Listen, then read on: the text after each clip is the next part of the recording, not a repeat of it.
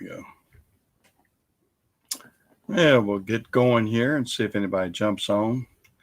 Got StreamYard running tonight, so if anybody wants to jump on the regular chatters or whatever, regular guys, if you want to jump in here, just let me know, and we'll do like we did last stream we had. I'm out here on a Thursday night, out at the Napa store. Been a busy week getting trucks ready, trying to go down to our new Savannah runs we've got. We've been real busy. See if we can get anybody in here yet. I don't know if nobody's going to be expecting me here on a Thursday night. So we'll see if we can get anybody that sees that I'm online here. And I usually takes when well, hey, Everyday Fleet Tech, you want to jump online with me?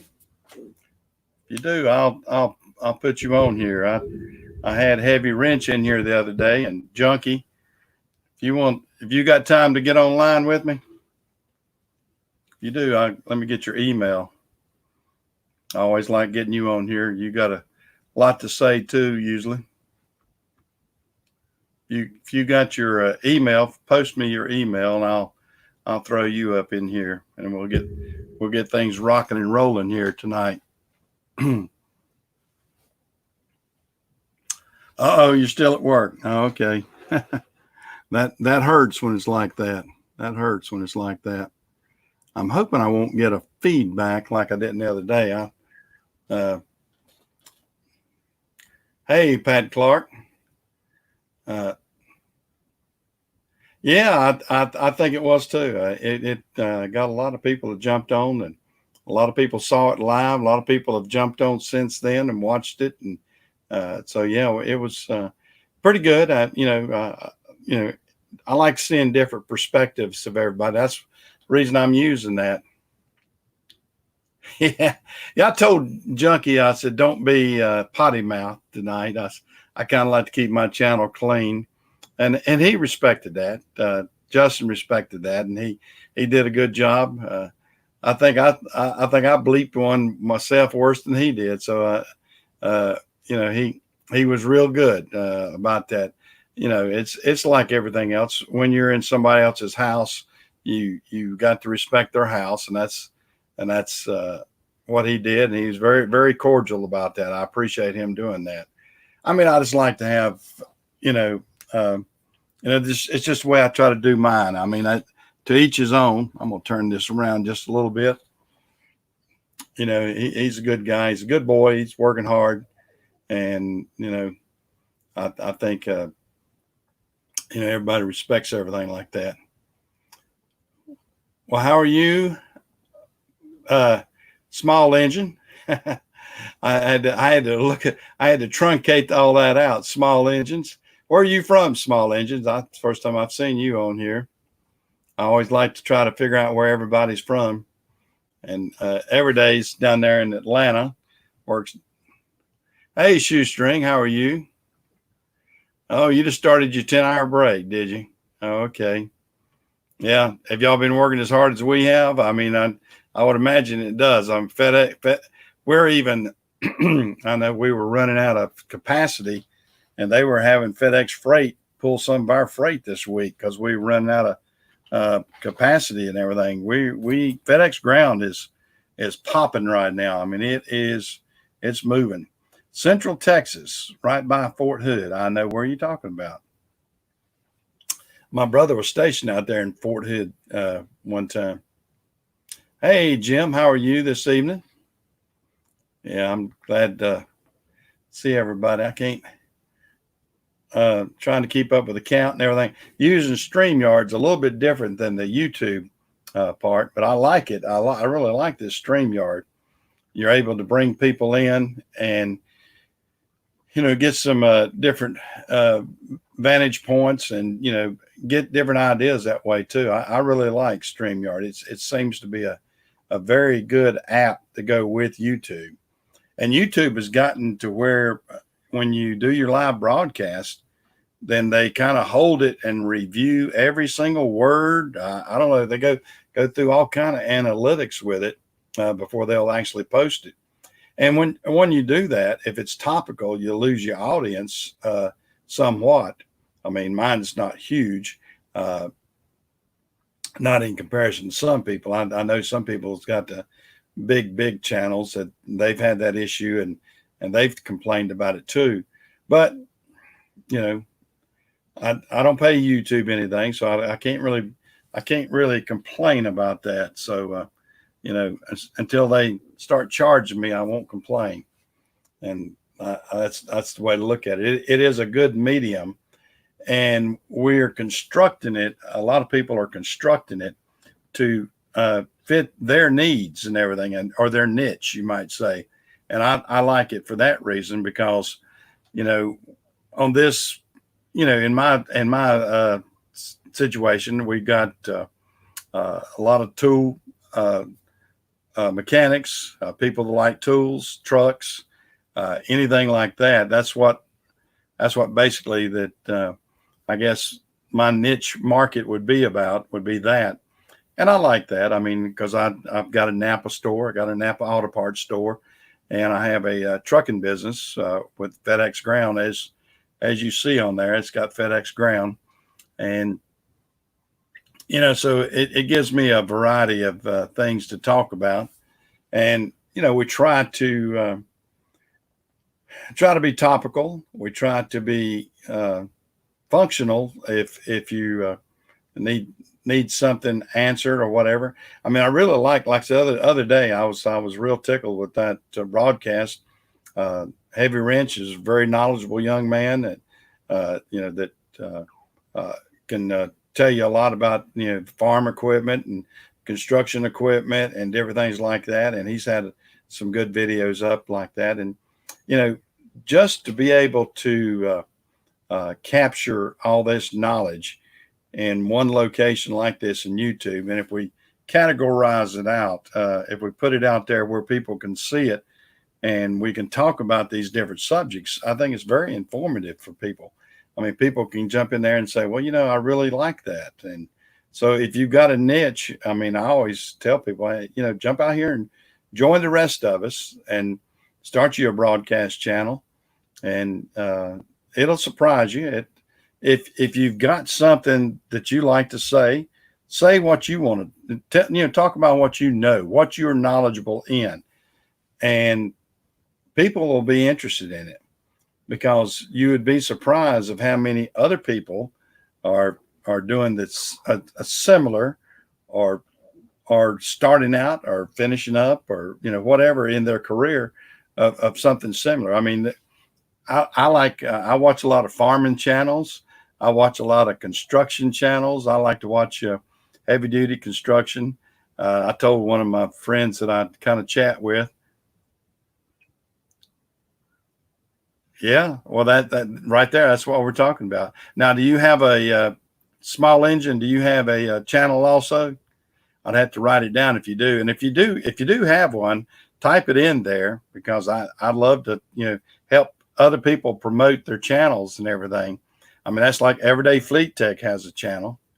Well, go ahead and type it in. Go ahead and type it in right now. I mean, feel free to type it in and tell what your channel is. If it is BSS or BS Small Engines, we can get it, or put the way it is. Hey, Ag Tech. Yeah, everybody's jumping in here a little bit. They're probably surprised I'm out here on a Thursday night. I'm actually, my wife ran me out of the house. She was doing some cleaning in the.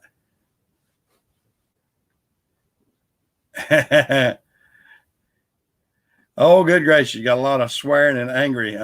Well, there's different channels for different folks. I mean, I listen to Junkie, and Junkie lays it on it. What I usually do, I put my headphones on, because my wife just gives me that dirty look if she'll hear a couple swear words and everything. I said, well, I'm an old truck driver. I've heard it for years.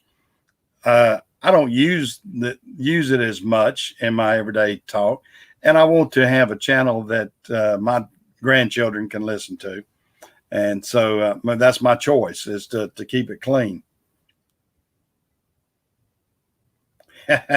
Yeah, well, yeah, they're trucker. There's a lot of trucker lingo that I won't use or repeat because yeah, there's a lot of it out there. It's a lot of swear words, and I just I don't know. I just tried. My mother. I always kind of think back about what my mother says. She said, if you use swear words, you're lowering your IQ by 10 points with every word. So I don't have enough IQ to spare, you might say. I mean, I've got a decent amount of IQ, but I don't want to lower it any lower. And I want to be able to keep all my abilities to communicate as best I can. So I try not to do that. It's just my preference. I mean, it's sort of like drinking and everything. I've never drank before in my life. I never have. I've never tasted a beer. A lot of guys like beer, everything else. I chose not to do that in my life. And I don't smoke either. And it's not to say I'm better than anybody else. It's just that was my choices. And, everybody has choices they can make. Oh yeah, and now swearing. I'm not saying that I don't. You won't. You get me mad. You get me riled. And I've had.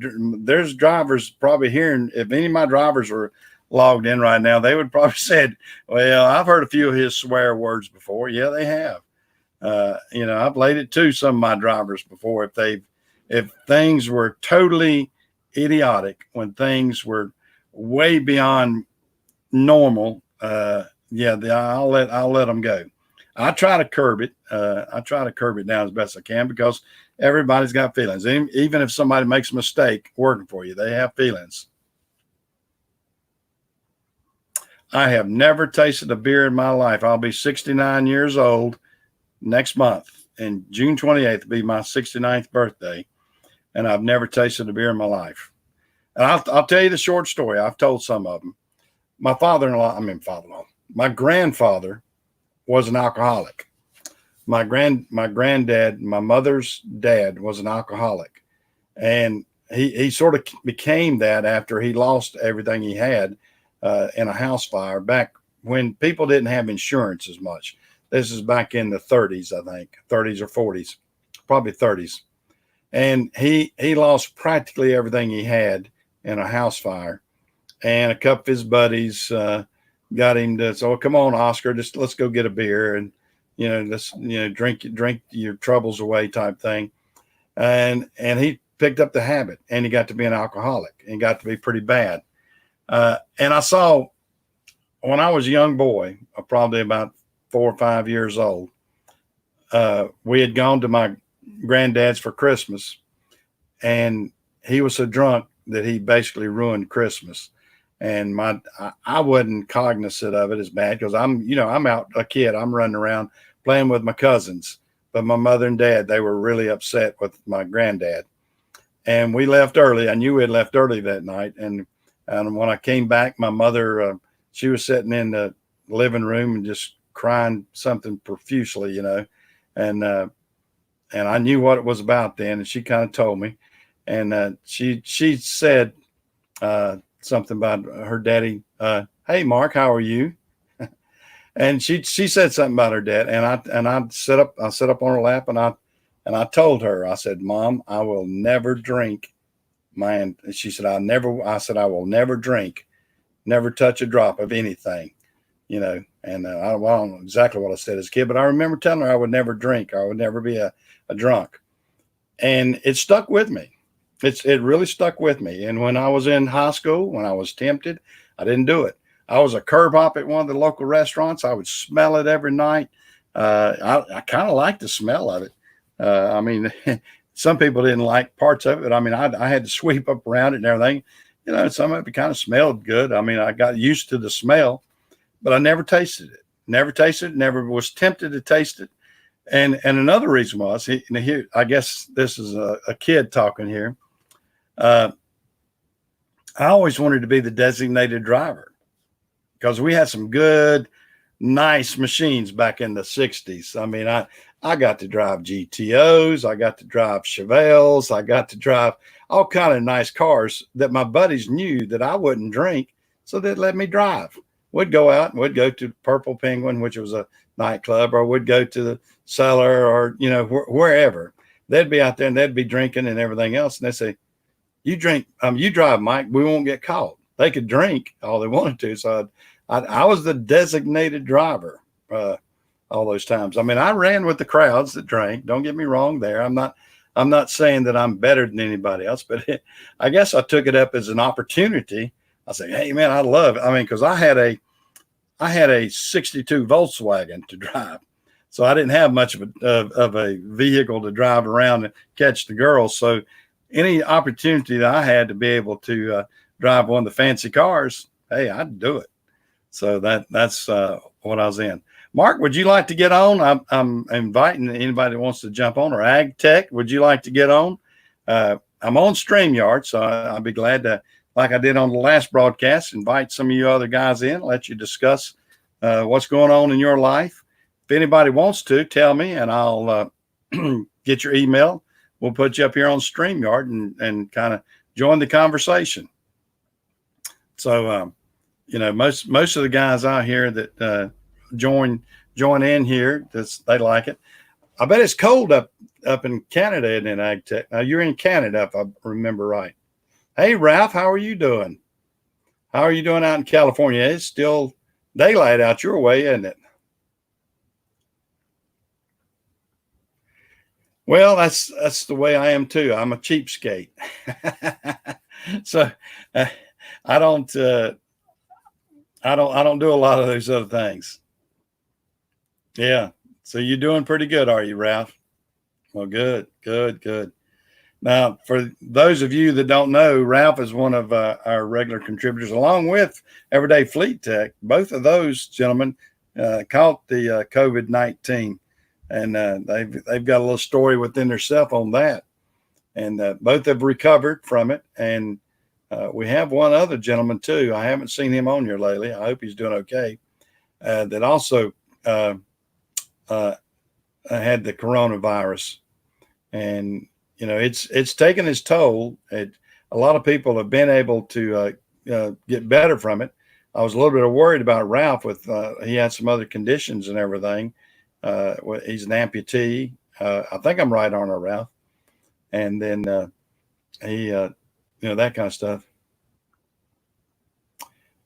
Oh God, translate that 15 degrees Celsius. So see, for us dumb Southerners down here that are on the Fahrenheit scale, I had to think. I don't even know what 15 degrees Celsius is.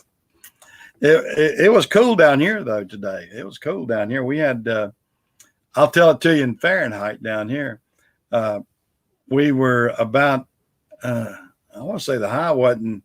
It was in the 60s down here today. We got down to it hit an all-time, well, not an all-time record, but the low that we hit this morning was like 38 degrees Fahrenheit. Oh, good gracious, Ralph! I didn't realize that. Oh, good gracious! So you've had a relapse. Well, darn! I hope you're going to do okay. Everybody had to pray for Ralph there. I mean, I really. I hate to hear that.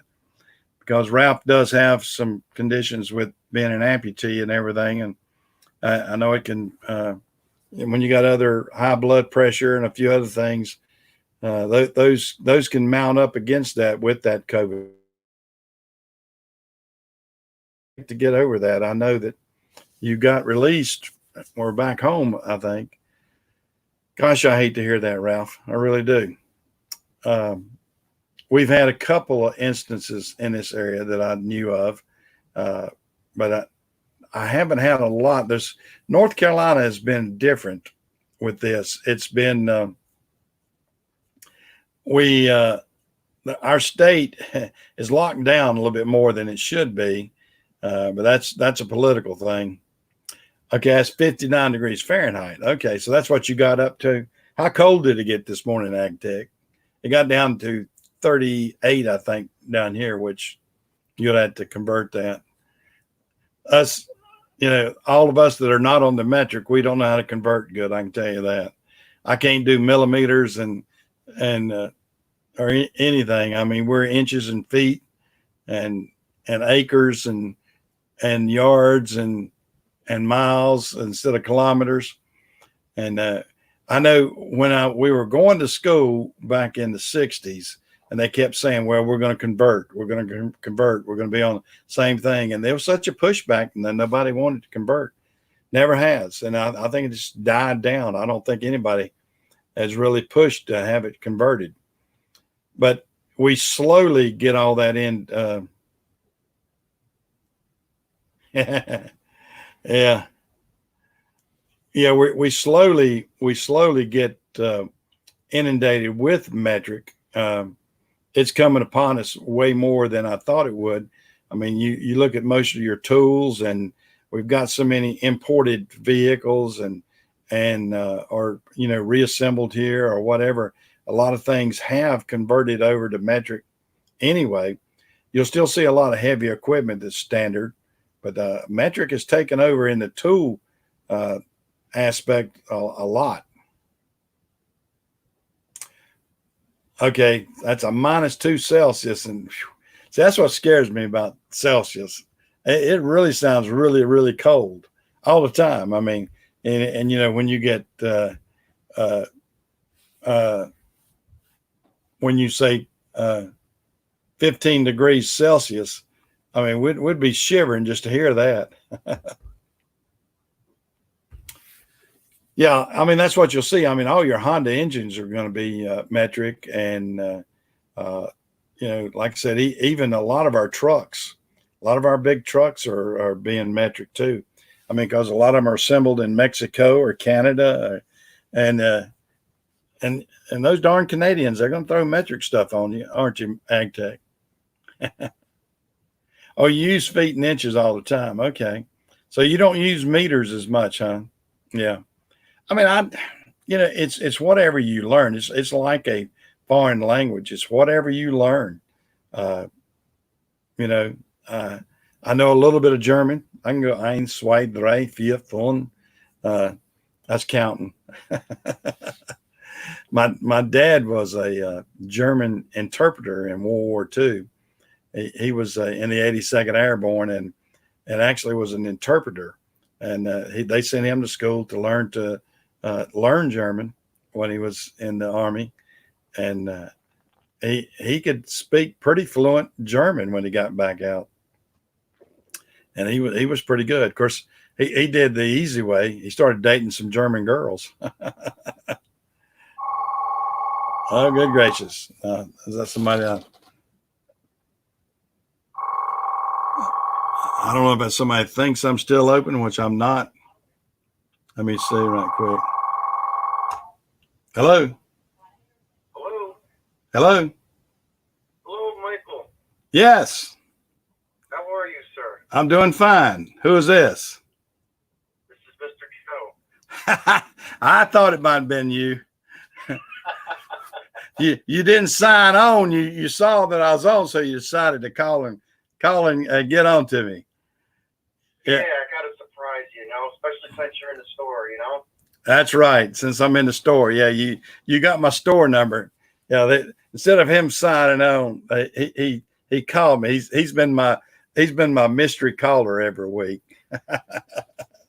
Somebody's got to be the mystery caller. Come on. That's right. That's right. Yeah. Now, how is it now? How is it up there in New York right now? Oh, it's actually been beautiful the last couple of days here. We've got over like 3 days of rain. And they're supposed to get a snowstorm coming up through there, aren't you? Well, that's what I just saw, like 7 inches. That's kind of a fluke thing. Yeah, fluke thing for middle of May almost.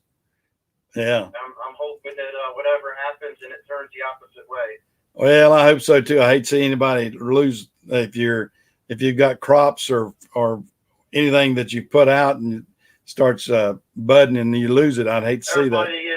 Everybody's starting to do their landscaping and putting shrubs in and flowers, and now we're going to get the snow and it's going to hurt it all. So that's true. Well, why don't you jump online, Joey? If you got a camera and everything, you want to jump online? I'm using this StreamYard. You want to jump online with us? Oh yeah, give me a couple minutes and I'll be able to do that. do that. Just send me your email and I'll put you on. And if any of the other guys want to jump on, they're welcome to. I'm trying to do that. I just got to handle a couple things right quick, and I'll be right with you. All right. Send me your email, and I'll send you the invite. You got it, buddy. All right. See you, Joey. Yeah, that's Joey, AgTech. Yeah. Joey's my mystery caller every week. When he sees I'm online, he sees I'm here at the Napa store. He Googled and found my Napa store number and everything, and started calling me at my Napa store. But yeah, because I knew 99% of the people know that, here at almost 9 o'clock at night that I'm closed. We close at 6. I'm not like the other two competition stores in town. They stay open to 9, but I don't. It's just most of my clientele are a lot of farmers and business people and stuff like that. And we just don't feel like that we would benefit. I know that my guys don't want to work to 9 o'clock at night. And I got a pretty good group of guys. They work hard to 6, but they don't want to stay here to 9. And I don't blame them. So, we just, I guess I'll be, I don't have to have a corporate look like some of them do, like an O'Reilly's or an Advance or a CarQuest, not CarQuest. What's the other one in town? We got another one. We don't have O'Reilly's though, but that's kind of the way I do it. We're doing good enough. I mean, I can't chase every single nickel. I mean, sometimes you can get out there and chase too much. But yeah, if anybody wants to jump online, give me a Craig or any of the rest of the guys. Anybody wants to jump on here and we'll have a discussion, whatever, we'll be glad to. Everyday Fleet Tech still at work listening, so he couldn't. And so we got a couple like that. But if we want anybody that I like having these open discussions like that. Open up at 8 o'clock in the mornings. I go from 8 to 6 every day. That's good enough. That seems to be good enough for my clientele. All right. Well, or if you're heading out, well, now did you didn't post? Now what's your did you post your site? Small engines? Because go ahead and just post it on here if you want to, because however we can look you up on YouTube, because I like to help promote everybody else's channel. That's share the wealth or whatever you want to call it. Just whatever it does to help promote everybody, because I like to see a big community of this, because a lot of people, like I said, you can get out there and bounce ideas off of different people. And that's why, we had a good discussion the other day. I didn't know if Heavy Wrench would be out here tonight again, get him back on, or CP or some of these others. Well, hey, Truckers Life. Well, how are you doing in Santa Rosa?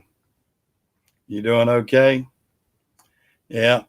Yeah, we're trying to let's see what we can get started here on a Thursday night. Like I was telling some of them, my wife had to do some clean. She said, "I got a vacuum. Get out of here." I said, "Okay." I'm probably the reason she needs a vacuum so badly too.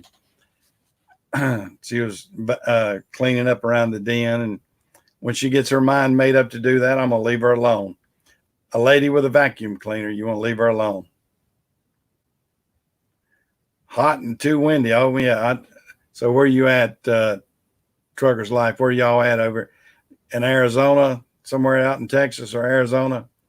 I know I remember going out through there, and boy, you definitely have to give it some respect out there. And they got the signs that say, they got the signs that say, tractor trailers, and big vehicles. You got to be careful from being flipped over from those gust of winds and everything. Oh yeah, Santa Rosa. Okay, that's right. Yeah, okay, I forgot. I should have gone back and looked at my notes there. Huh. So you ski. All right, Joey, I'm gonna give you the invite so you can get. I'll type that invite in, and you see what Joey's doing. So that's all I have to do to get somebody on. And what I'll do, I will do an invite. Let me see if I can get Joey's. I'm gonna go ahead and hit the show there. Then that way I can type it in. And I'll copy. Now I can't move that. Dadgummit. Hold on a second. I wish I could move the screen over just a little bit because what it does, I'm trying to invite it. This is the only thing. You might need two computers the way they've got it set up, or two screens, so you can move it around and do these invites easy. So let me type in. Yeah, I know it.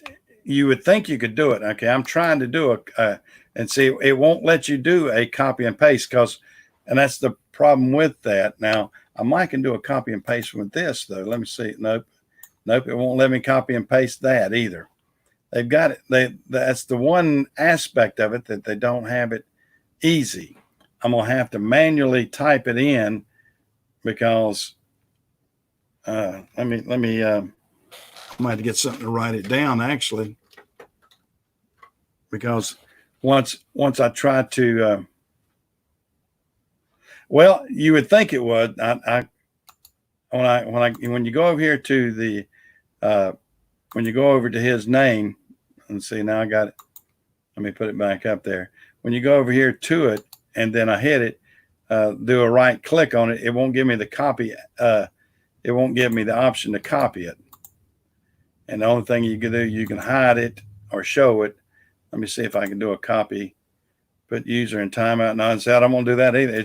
It's just got the thing where you can block people and everything, because this is using StreamYard. Oh, hey, NC Trucker. Yeah, I'm doing fine. I'm down here in now, what part of North Carolina are you from, NC Trucker? Aren't you? Or I think I've talked to you. Aren't you in the Greensboro, Winston-Salem, Greensboro area? Let me see if I can do a copy here. Oh, wait a minute. All right, let me. I'm trying to do two things here at one time.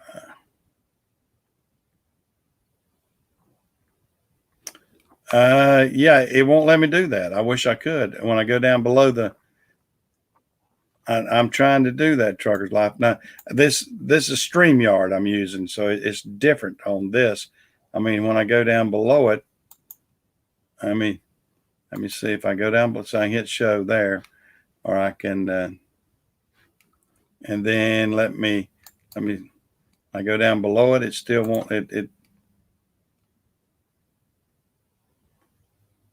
so he's put it into, okay.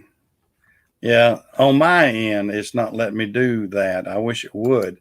I know what you're talking about, and I wish you could, but it's when I go over here and I hit the invite screen, and it has a copy to clipboard of what his link will be. I think that's what it is. Okay, it says copied, and then I go to the Gmail. I'll see, now I'm completely off the screen, and I'm trying to type it in, and see, this is what Joseph.w. Morrison. Let's see. So let me go back to that. I got to go to Joseph dot, and let me go back to my list here to see it. W. Yeah, this is the hard part. W. Morrison. It was Junior, wasn't it? Yeah, .junior@me.com. Okay. That's an Apple address. Hey, Mechanic Mike. Yeah, we're inviting some people on here. I'm trying to get Joey in here if I can. Let me get Don Jr. I have to bear with me. I'm doing my own secretarial work and everything at the same time. All right, at me.com. It's an Apple address. I recognize that. Okay, here's a link. Okay, there's his link. Let me see if I can get his link. Hopefully he'll get that. Let me see if, hope I don't have to do it again.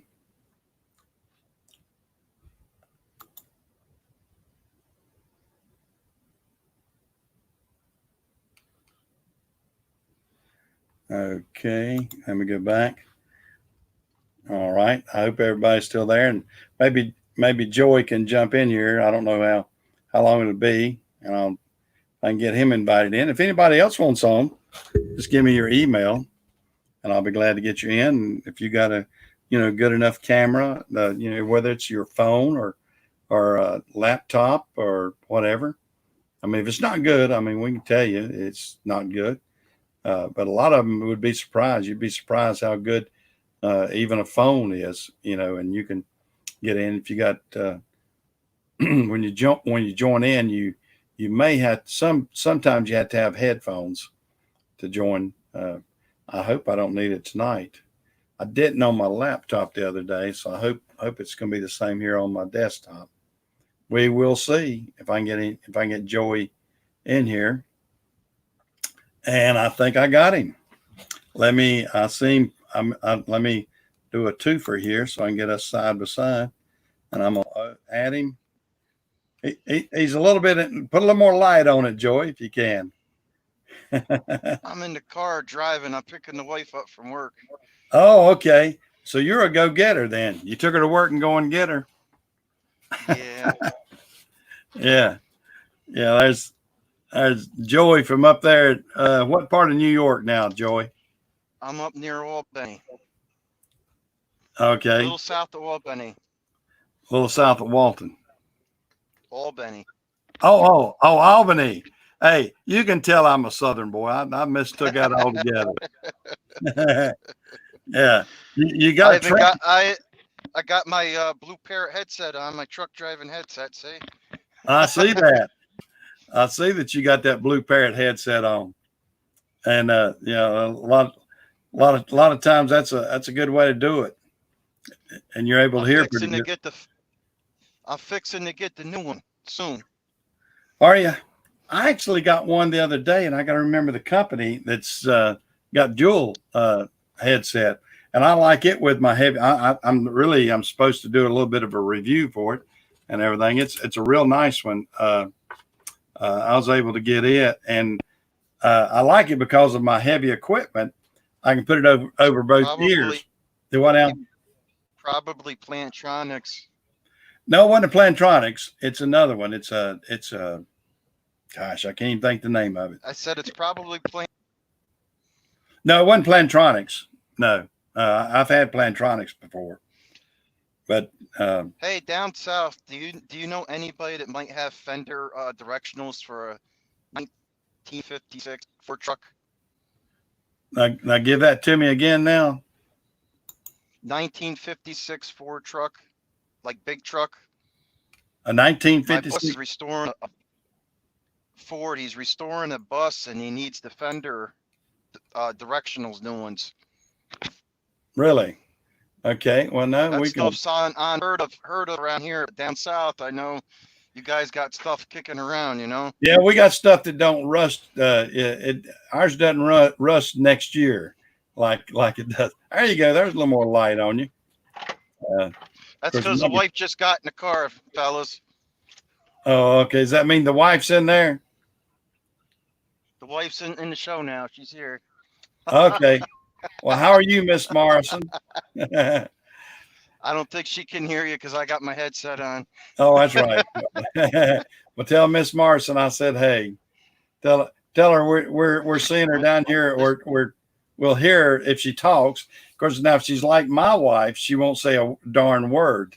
My wife, when she gets in the Mr. car and I'm Jones doing says anything. hello. Okay, well, glad to meet you, Miss Morrison, and everything. Now, Joy, now what kind of work are you a trucker too? No, okay. Now, Joey, now you're in trucking, or what's your? Yes, I got my Class B. I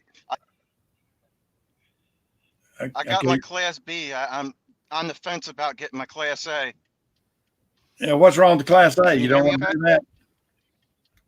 You're on the fence. I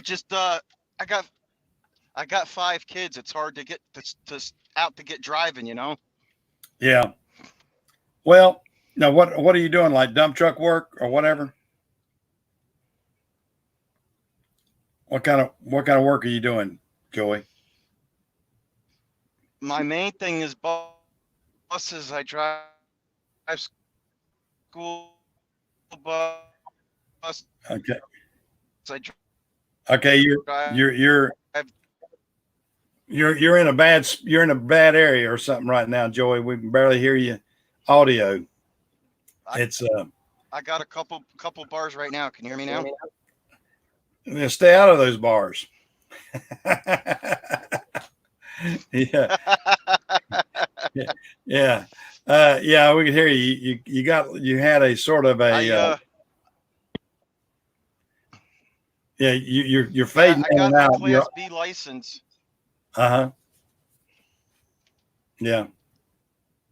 You hadn't got a little bit of interior light, have you? Bus or tow truck. I got endorsements for those. Right. Yeah. North Carolina truckers telling you, there you go. Throw a little bit of light on you if you can. That way we can see you. You look like you look like a black Angus cow at midnight there for a little bit. You couldn't see anything. I got my Class B license and I got my passenger and towing endorsement. I mainly drive buses. I do mass transit, school children. I drive coach buses. Oh, okay. Yeah, that's all you need was a Class B for buses, isn't it? I think I got one of them wonderful automatic only licenses, so that kind of limits me to what I can do. Yeah, I had to turn down an applicant this week because of that, because he had that with the Class A. I don't recommend that. I mean, I know a lot of people are getting that, and a lot of people feel like that's going to take over, and it probably will. It'll probably be the majority. I just hate that they are restricting people to automatic transmissions. If that's what you come in with, that's the problem. You take your test on an automatic, and you're kind of stuck with it. I mean, that seems the way the industry's going is all automatic, but a lot of people still got manual, and that's what makes it hard, Right. See, that's what I have. I have no automatics in my fleet. Hey, Day Cab Slim, how are you doing out here tonight? Yeah, I'm trying to Thomasville. Okay, I was talking to North Carolina trucker at Thomasville. Yeah. So did you get your new runs up and running? We got one of the new runs. We got one of the new runs that we got a bid on that we got going to from Savannah to Anniston, Alabama and back. It's a hard run. It's about 650 miles a day. And we got that. Yeah, I got the right stuff here. Yeah, so I got the diet version. Yeah, oh, that's crazy. That can is showing up a different color, and instead of it showing up green, I don't know why that thing's. Well, that's weird. I don't know what happened there. But yeah, I got the diet version of Mountain Dew. Mountain Dew gets a lot of respect, I guess, around the nation. It's got a good citrus taste. Now down here in the South, we actually got one that's more popular than Mountain Dew, and that's one called Sundrop down here. I don't know if you've ever heard of that, but it's mainly a North Carolina drink. They also make Cheer wine. I don't know if you've heard of Cheer wine, and those are never heard of that. That's two North Carolina drinks. Well, I'll say North Carolina, South Carolina, parts of Tennessee, Virginia. You'll pick it up and everything, but that's Sundrop is a citrus drink like Mountain Dew, and it's actually a little bit stronger than Mountain Dew, and you'll get hooked on it if you get down here in the South. I got hooked on it. I was drinking way too many because I drink way too many. When I was younger, we used to have this one called Jolt, Jolt cola. Oh yeah, and it had like a crap load of caffeine, but I haven't seen it around here in a long time. I think it may have been discontinued. I think so. That was made that was down here too. I think one like Coca-Cola or Pepsi put that out. I can't remember. Wow, you doing 700 miles? Like 100% caffeine or something. Yeah. North Carolina trucker. He was saying that he does 700 miles a day pretty regular. Now, who are you driving for, NC Trucker? Yeah. I hope Florida does get opened up phase 2 there, guys. I want to see the states open back up. We're going to have to fight this head on, I think, instead of sideways. I know it's probably going to be tough. But we got to get everybody back working again. I mean, being unemployed and starving is just as bad as having a virus too. So I really think that we're going to have to change the aspect there. So it's that's my opinion anyway. I mean, we're going to have to fight it. We're going to have to change the way we're doing things. But I really think that we're going to have to hit this head on and work and everything, because it's going to be tough. It's tough right now. Now, what is Miss Morrison? Did you picked her up at work, and what does she do, Joey? Joey, did you hear me? I don't know if Joey's hearing me right now. Did I lose you, Joey? Joey, can you hear me? I don't know if he's hearing me or not. He either that or he's busy driving. I'll let Joey just go ahead and drive there, and we'll catch up with him when he gets back up. He may have a bad signal again. That's the tough thing about this. I mean, I know some of them. If anybody wants to jump on, and we'll add y'all to the mix. I think we can get up to 6 people on here, but 3 or 4 at a time. I have had that before, and it works fine.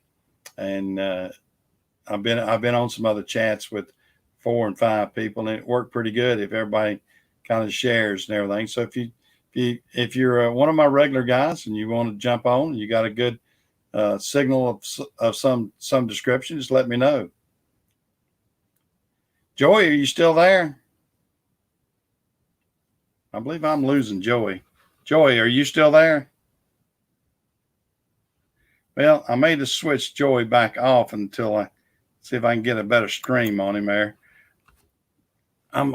Joey, I'm gonna have you switched off to.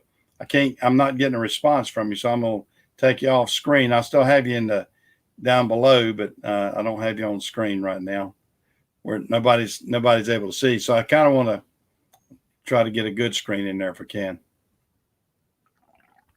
You want to get on, Daycap Slim?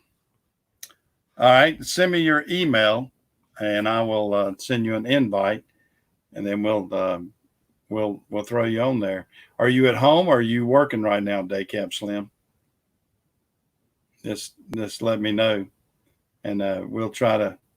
But just go ahead and put your email in the chat line there, and we'll throw you online here with us, and just have yourself ready and everything, and we'll do that.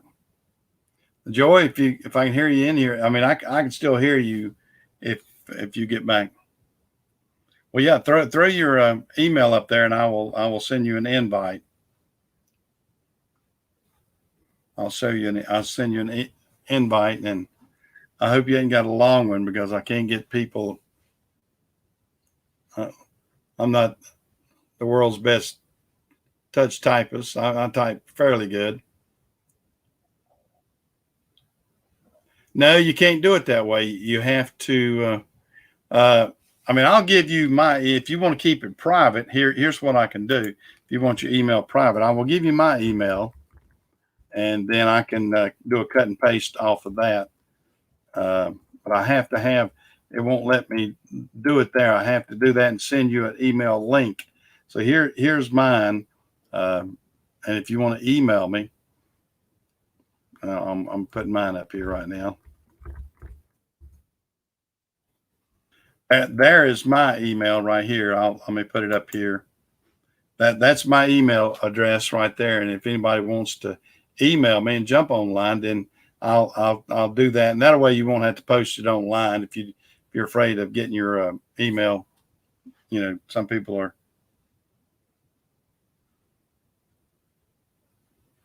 Joy, I have lost you. Yeah, Joy, I couldn't get audio. Can you hear me, Joy? I can see a little bit of you right now. Let me see if I can. Let me bring you back in if I can. Let me hold on a second. Let me move. Okay, let me see. Joy, can you hear me? Oops.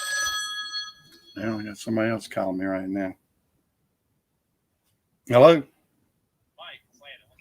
Oh, nothing. Good. Okay.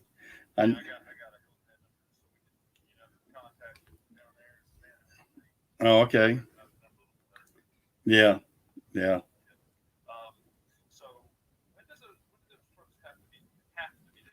Well, they don't. What we can do, I've already talked to Donnie, and he's running his hours great this week. I mean, he's running like 9.5, 9:45, and everything else. So we're in good shape. We're in good shape on his hours and everything. So we don't have to run him down this weekend if we don't want to.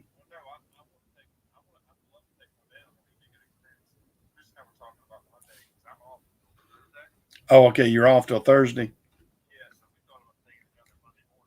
Well, you could do that. Yeah. And then y'all could spend a night or whatever. Yeah. Okay. That'd be fine. Yeah. Just do that if you'd like to. And,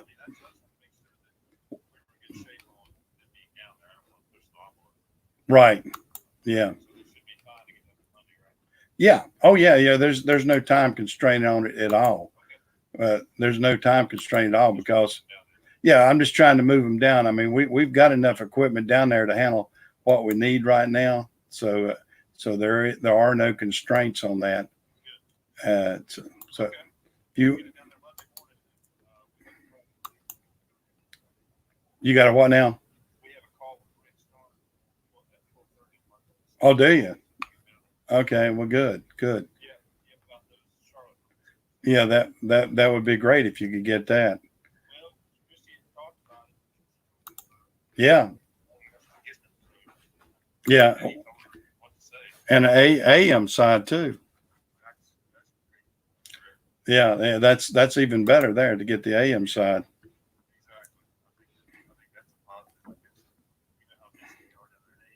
Yeah. Right. Yeah. Right. Yeah. The AM. Yeah, it sure is. Yeah. Yeah, it sure would. Yeah. Yeah. It would. It really would. Well, let me get back to this. I'll give you. You're off tomorrow, so I can give you a buzz in the morning, Kena. All right, will do. See you. Sorry, guys. That's one of my partners coming on with me and everything. Some of y'all have heard me talk about him.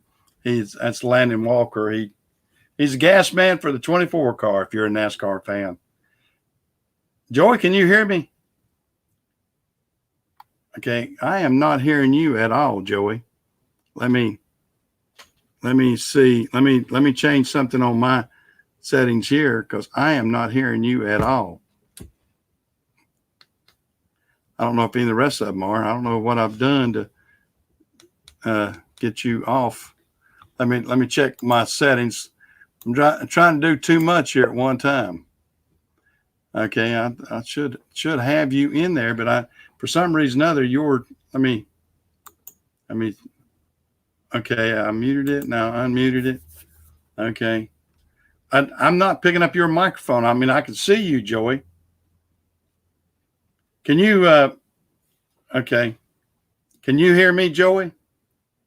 Give me a thumbs. You can hear me fine. Okay. All right. I do not know why I'm losing the audio on you. Let me make sure it's not me on this end, because I've got some stuff to keep from getting the feedback. Can anybody hear Joey talking? Give me a thumbs up, yes or no, because I am not hearing Joey on my end. And I'm trying to get Daycab Slim in here too. So let me. Is it Joey? Start talking or whatever, because I am not hearing you. Let's see if anybody else hears you. If anybody else hears Joey talking, let me know, because I'm checking all my settings here. You can't hear him either. Okay, yeah, something's wrong with your mic on your end. Reconnect if you can, Joey, because I am not getting. One, you got something. Mr. Bluetooth is doing something to you, probably. See if I'm still not hearing anything yet. Let me get. You can't hear him, North Carolina trucker. Okay, you can hear me fine, but you can't hear Joey. Yeah, I don't know what's going on with Joey. All right, let me try to get Daycab in here. I've got him copied into it here. Let me get back to this, and let me send an invite. I'm gonna send an invite to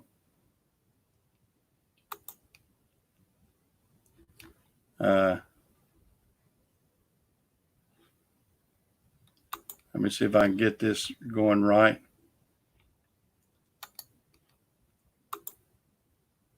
Oh crap, I didn't do it right. I was afraid I was going to do that. Let me do my. Okay, there's the link right there. I don't want to do that. Let me get Daycabs. I tell you what, this technology can overwhelm you sometimes when you're trying to do this. Let me see. There's Daycabs. All right, let me do a copy on him again.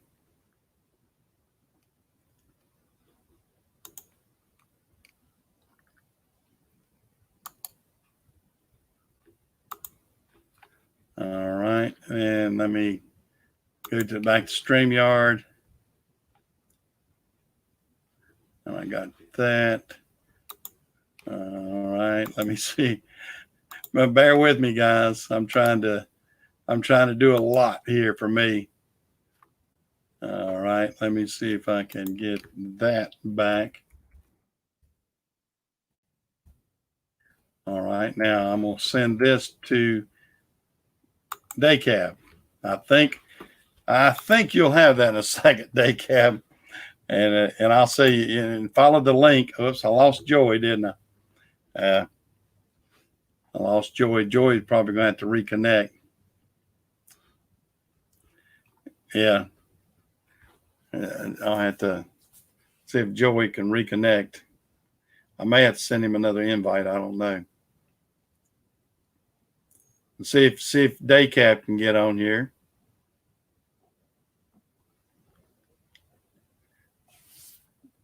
Daycab, did you get the link? I hope I got it to you. Let me double check my email again, make sure I did this right. All right, there's Joey's there.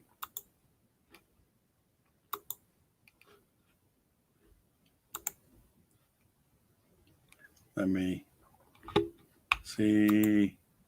Well, I hadn't got anybody showing up yet. Daycab, if you got the link yet? Trying to get all this going can be confusing sometimes. Like I said, you might need another person over here to do all the typing and everything else, so you can keep on with the conversation, because it can get kind of wild. All right, here looks like day cap. Well, I see the logo. All right, there we go. There we go. Hey, day cap. Can you hear me okay? Hey, Mike. Hey, yeah. I see you here. Hey, how are you? Doing good, doing good. Let's see how good your broadcast is. Are you doing it off of a phone, or what are you doing it off? Off my phone. Yeah. But Okay. it looked like for me to read the comments, click the chat. Well, see the. Yeah. If you're on a phone, it's going to be tough, because the chats will go up and down on you and everything. So, all right. Yeah, So I'm gonna pull it up on YouTube, I guess. yeah. If you've got a computer nearby, now you ought to mute the computer, because if you don't, you'll get a feedback. So make sure you don't, when you pull it up on YouTube, get your volume down on your computer, or have it far enough away the speaker, because if you don't, we'll sound like we're in Twilight Zone. I've had that to happen before too. So I can hear you. Yeah. I see myself. Video unavailable. Why is that? I don't know. Yeah. Let me see if I could. Oh, you know what? Because I'm using my daughter's you know they're doing homeschooling now, so my 6-year-old has a YouTube. Yeah, and I've got this. I've got this is set for 14 and below can't get on this, so that's why the video is not available. So if you're on your daughter's, it won't let you get on YouTube with me. Yeah, here we go. Let me get. I think I managed to get on my account now. Yeah, you get on your account and then grab the live stream, and just make sure, like I said, make sure your volume's down. Yeah, I'm gonna mute it right now. Yeah. Now, Daycab, I see it's Alex on the shirt there, so you go by Alex, huh? Alex, that's my name. Yes, Mike. Call me Alex. Yeah.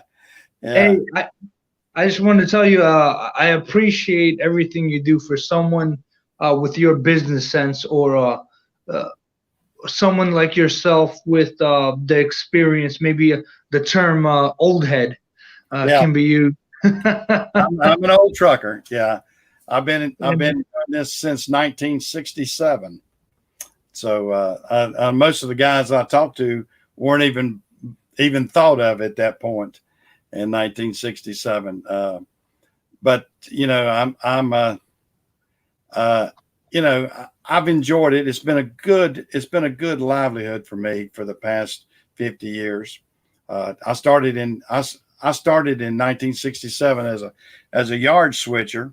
I don't know if you see it or not. I got back here behind me, I got some old Carolina Freight trucks. Well, right up here, if you can see my mouse there, right up there on that one corner, there's a set of twins from a Carolina Freight truck up there. Carolina Freight was started here in my hometown, and let me get this off. I don't know what happened either, Joey. Yeah, we lost your sound, lost you on that, Joey. I'm sorry about that. Had you for a few minutes. People got to see you anyway. But yeah, I enjoy kind of divulging what I know in the trucking industry and everything. I hope it's beneficial for some. And some people may like it, some people may not, because of the fact that, now you're going to get a little Twilight Zone. I see that flicker over there. Of course, you can see the chats and everything. I'm trying to log in. Oh, yeah. Okay. But yeah, now Eagle, they're all over. Now, where are you based out of, Alex? I'm in Jacksonville, Florida. Jacksonville, Florida. Yeah. Okay. Yeah. Oh, yeah. Yeah, I've heard you keep saying I need to get some runs down there in Jacksonville. Yeah, we go through Jacksonville. I've got. I probably have. I can check tonight. I probably have 2 going down to Ocala tonight. Either No. Ocala or Orlando, and of course the guys. And sometimes we'll have to go to Jacksonville terminal down there too. But usually they send us to Ocala or Orlando out of Savannah. Yeah. I'm noticing a lot of warehouse building in Jacksonville that they're putting them up left and right.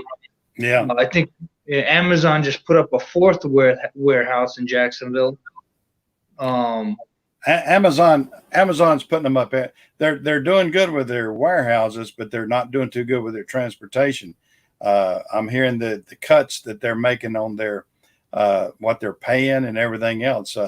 Their mileage rate has dropped out off the chart there, and a lot of people are upset with Amazon with that.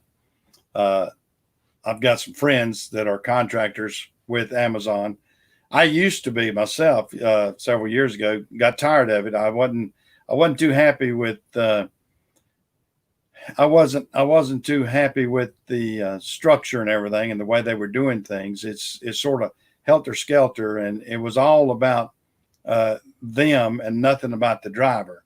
I mean, a driver has to be on a schedule that he can at least live with. You can't expect a driver to go in at 2:00 in the morning one day, then the next day he goes in at 3:00 in the afternoon, and it's back and forth, and that's the way they would tender these loads out. It made no rhyme and reason, and I really got aggravated with that, and so I basically just said, guys, I'm not interested. I walked away from it, and I didn't really need it. I did it as my mindset was, well, if they jump in there and they get real big and everything else, and I'd been coerced into it by a former FedEx person that was real strong and was a good friend, and he thought that, and he was in charge, and he thought he was going to be able to establish the way we do it at FedEx, and they had a mind of their own. They decided not to do it that way, so that's what happened, and I walked away from that. I had my own authority for that, and it just wasn't good enough. I didn't think. I just, and it's not gotten any better. It's actually gotten worse. Yeah. Well, hey, yeah. If it's not broken, fix it. Hey, doing fine. I'm inviting some people out here. If you want to jump online, just give me a buzz or give me your email or whatever, or give me a private email if you want to. Yeah, the warehouse, the FedEx warehouse, I know where it is too. It's right off of 23. Yeah. I know exactly where it is. The FedEx ground. Now that's That's the ground. Yeah. Okay. I sort of say, a lot of people say, "Oh yeah, I know where FedEx is at," and they're talking about FedEx Freight sometimes or FedEx Express, and we are different entities. I mean, we under the same banner and everything. Ralph, I hate to see you back in the hospital and everything. You take care and everything, Ralph. Yeah, everybody will be praying for you. Ralph has got a relapse of the COVID, and so everybody ought to pray for Ralph out there. He's an amputee and has some other issues. So I hope not. Ralph, if you hear me, do not get on the ventilator. Do not. Yeah, that's what they say. The ventilator is worse almost in some cases.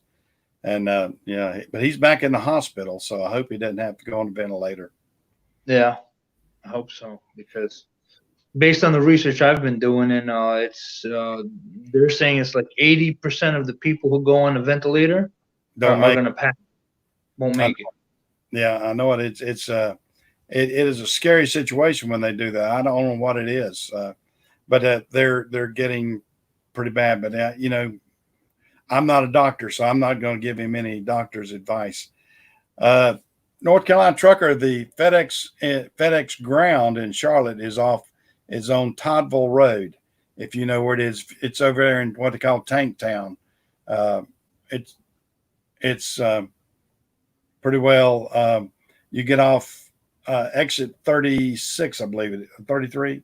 Good gracious, I had 36. I think it's exit 36 that we get off and head toward Tank Town. Oh, it's Highway 27. I'll tell you that. Anyway, it's right off Highway 27. You get on there and get over on the Toddville Road, and you can't miss this when you get on Toddville Road. It's huge, pretty good sized terminal. If you miss it, you're blind because it consumes the whole area over there. But that's where FedEx Grounds facility is over there, right off Toddville. So, Mike, I have a topic for you. All right, what's that? What do you think about what's going on right now with people are attacking brokers, thinking brokers are taking, 50 and 60 and 70% or 30, 40%? What do you think about that?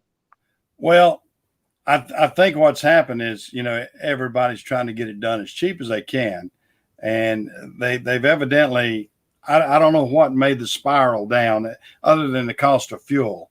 The cost of fuel went down. And so I think everybody says, well, if the fuel's down cheaper, you can operate cheaper. But, all the rest of the costs hadn't gone down. And that's just one small part of the equation is fuel.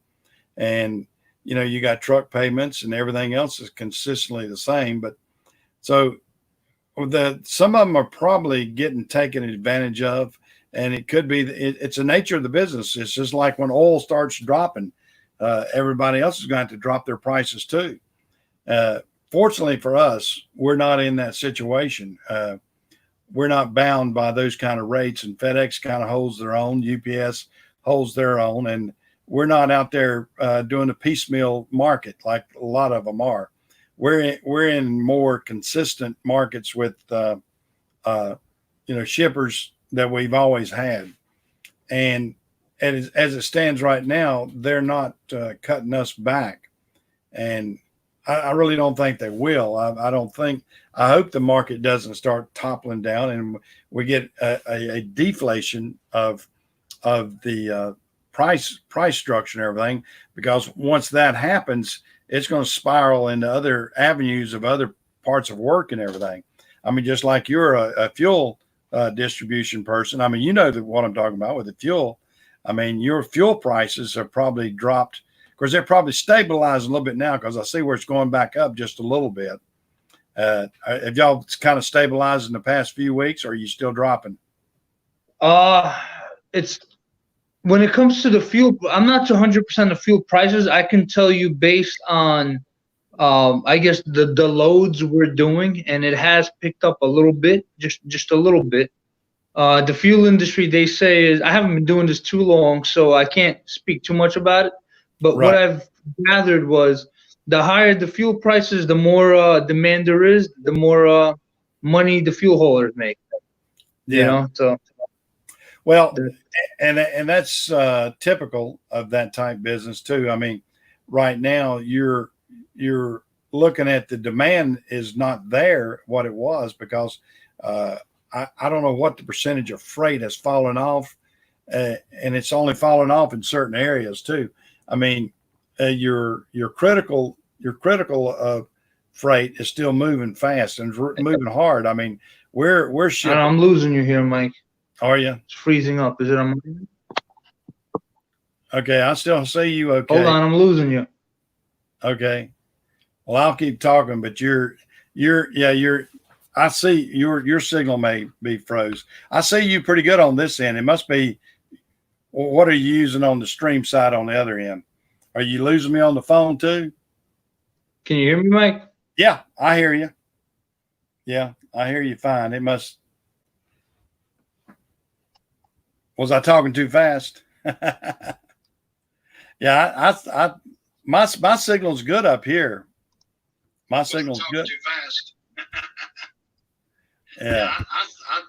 My signal's good up here. Yeah. Now you're going to have to, whoops, I lost him. Well, I'll talk while I've lost a couple of them here, but yeah, I'm as he was talking about that, let me flip back through here a little bit, make sure I haven't lost any others. And I hope you like what we're trying to do and everything. I'm trying to get some on it. If your signal's good and you feel like you can, chat and everything, we'll be happy to talk with everybody. Some of them have better signals than others, and we're trying to open it up to some of the other guys that have channels that want to talk, or if they just want to get out here and chit chat. I enjoy it. I've been, I've had a couple of the different ones on here. Sunday, I had a real good stream on here.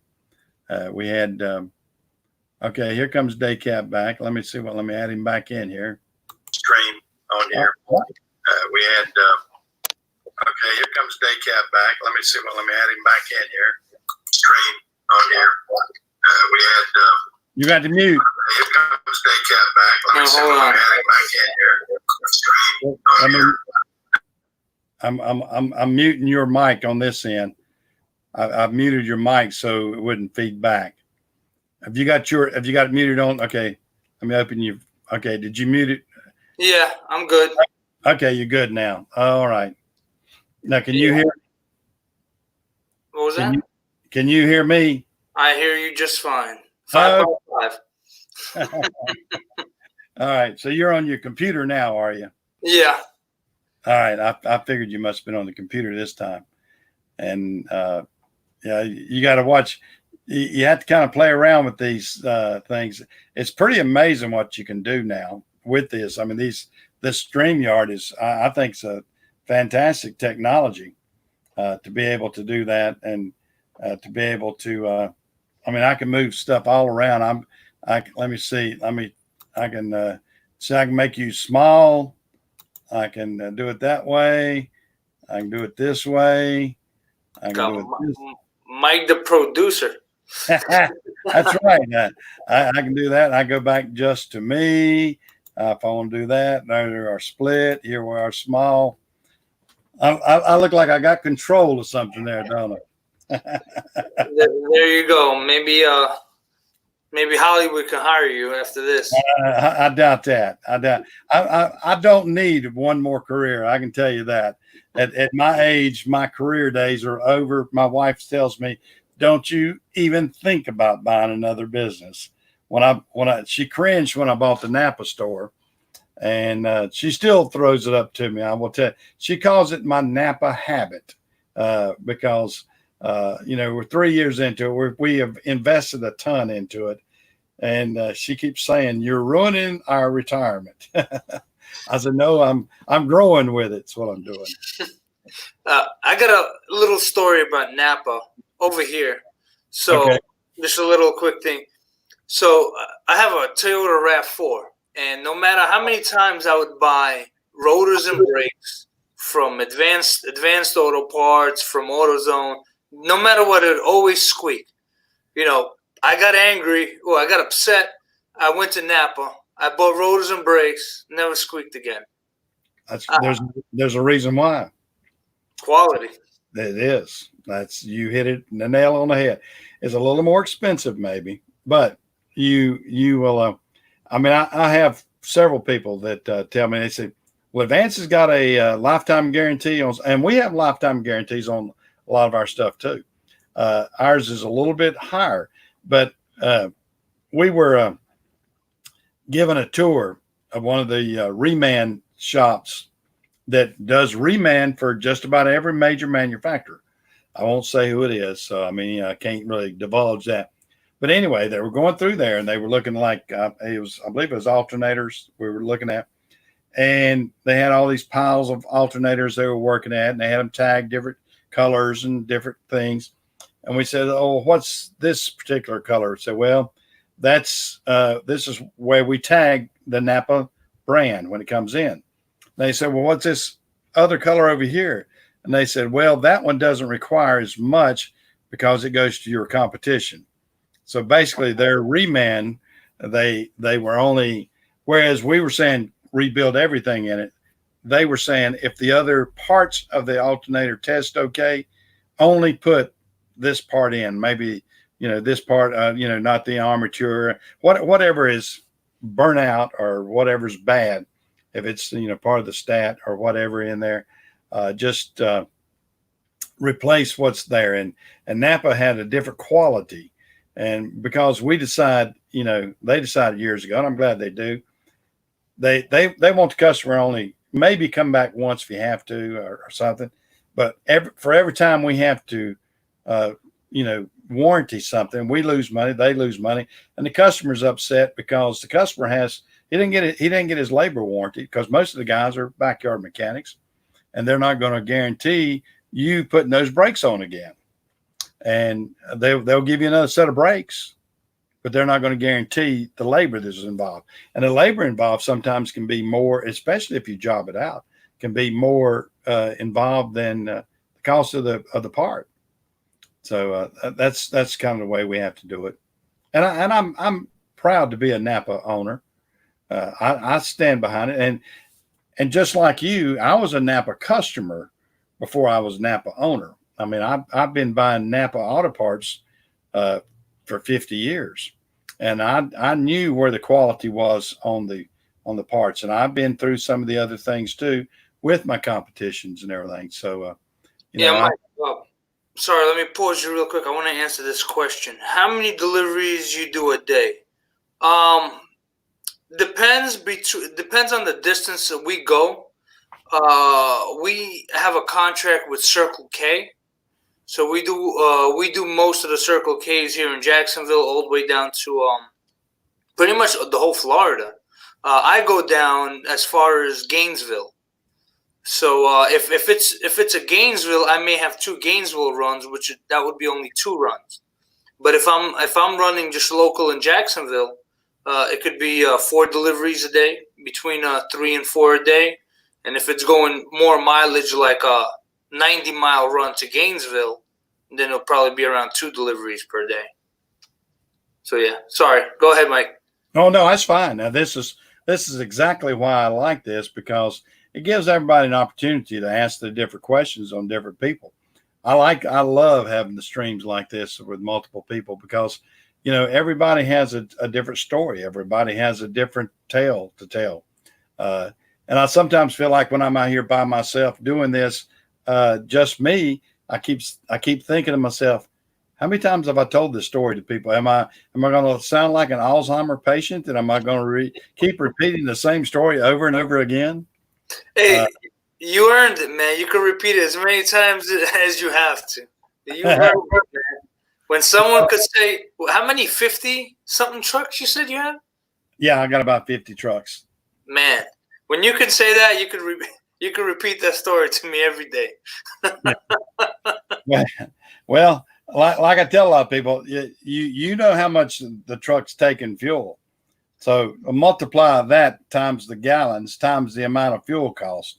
And my daily fuel cost is probably a lot more than some's monthly fuel cost. So it's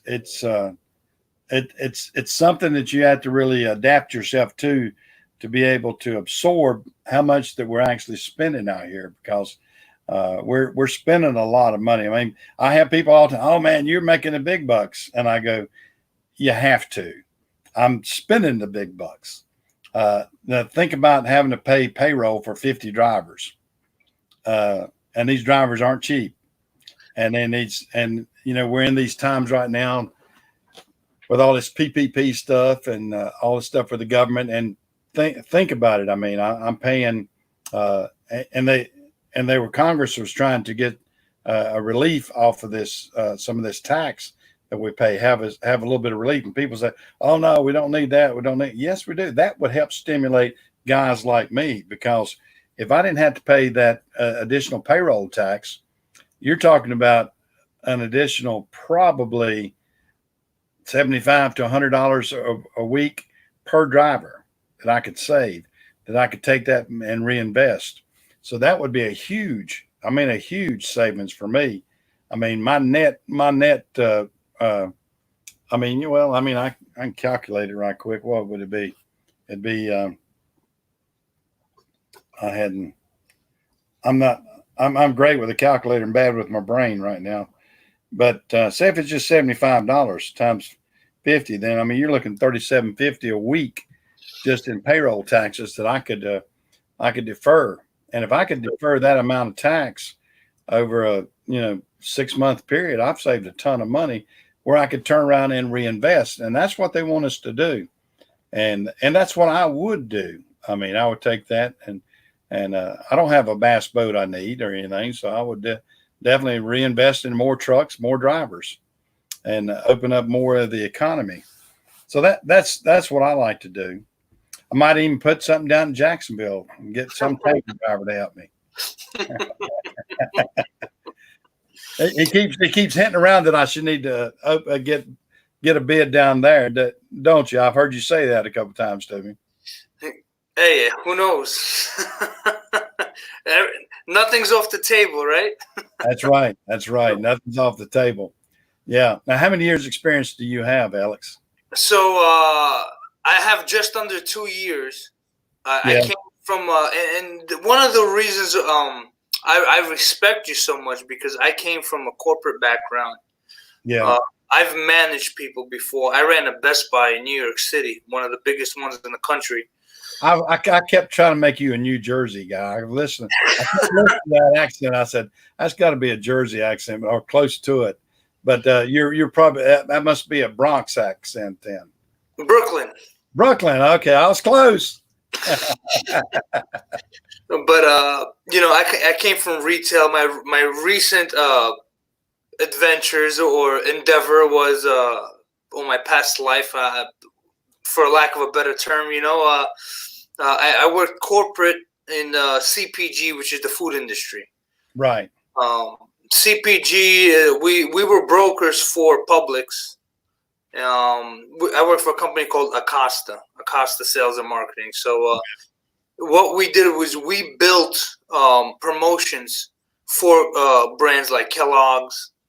My customer was Kellogg's. I handled the Eggos, Eggo waffles, and ConAgra Foods. I'm sure you've heard of them. Oh yeah, yeah, big. That's a big. They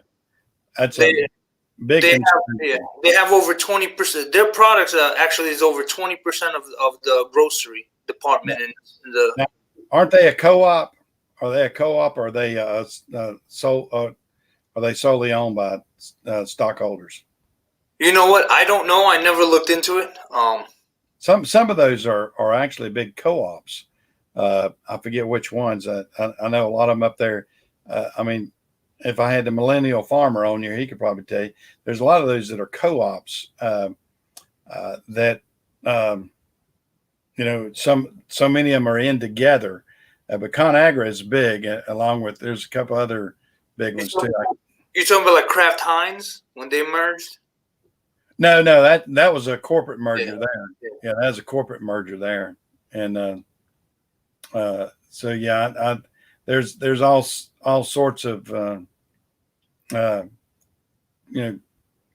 it's just hard to separate out who owns who anymore. I mean, it's when even in the trucking industry, you don't realize who owns who sometimes. Yeah. A lot of times there'll be a parent company and there'll be so many companies underneath it, you'd have no idea.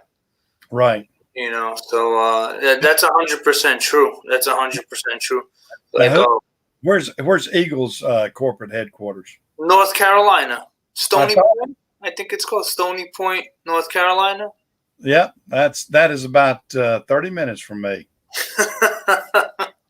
I thought when I kept seeing it, I said, if I'm not mistaken, they got a big entity here in North Carolina, but it's right outside from Statesville. You go to Statesville and you run, I believe it's, what is that little road? I can't remember the road number, but yeah, right there at Stony Point, North Carolina. That's right near Taylorsville is where it's at. And if you're a NASCAR fan, it's right near Harry Gant, North Carolina trucker. Let me answer your question. What kind of fuel mileage you get? As a fuel hauler, you know what? As a company driver, I don't look at that. I'm ashamed to say it. I don't look at that. I don't know if you're talking to Mike or to me, but well, I can tell him what we get now. With our fleet. We're averaging probably 6.5 miles to the gallon. The newer trucks get a little bit better. I got some older Columbias. They get about 6.2, 6.3. Some of these newer Columbias we're cut back to 65 miles an hour too, and that helped our fuel mileage.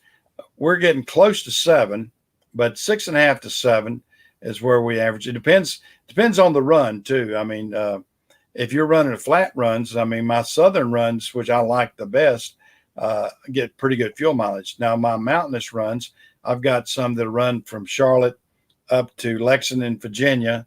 They had to pull Fancy Gap every day, and so they suck it dry going up and down those hills. They probably only get low 6s, if not under 6 on that. And then if now Joey's needing, y'all guys, if y'all see what Joey jumped back in here, he needs 56 Ford some fender lights if we can find any. He knows that we're down here, we might can find them, and we'll try to if I can. I know some guys that have got some salvage yards. Of course, it's getting rare to find a 56 Ford truck. That is a truck, wasn't it, Joey? I'm pretty sure that's a truck or a bus. But yeah, that even down here, it's kind of a lot of that stuff's been crushed away. You won't find, unless you get a barn find some of that stuff. But I used to drive when I was a school bus driver. Back in I used to drive a school bus when I was in high school. They actually let high school students drive the school bus when I was in school, and that's how I got. I guess that was the first commercial big piece of equipment that I drove. I had a school bus license, and I drove a school bus in my junior and senior years in high school, and then jumped off the school bus, played football, and then after football practice, I went down and worked at Carolina Freight on the dock. And I don't know when I studied, if I did, my junior and senior year. I was out there trying to make money, but getting through. I was a pretty smart kid in school, so I didn't study as much as I had. I wish I had done better when I was in school, but when you're young and dumb and you want to impress girls and stuff, your money goes other places.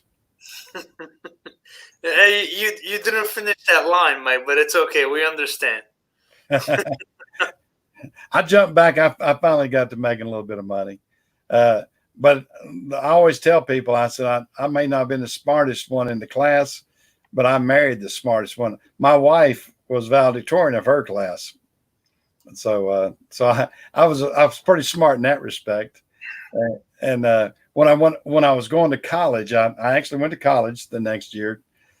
I was studying to be an electrical engineer. And of course, my wife and we got married young.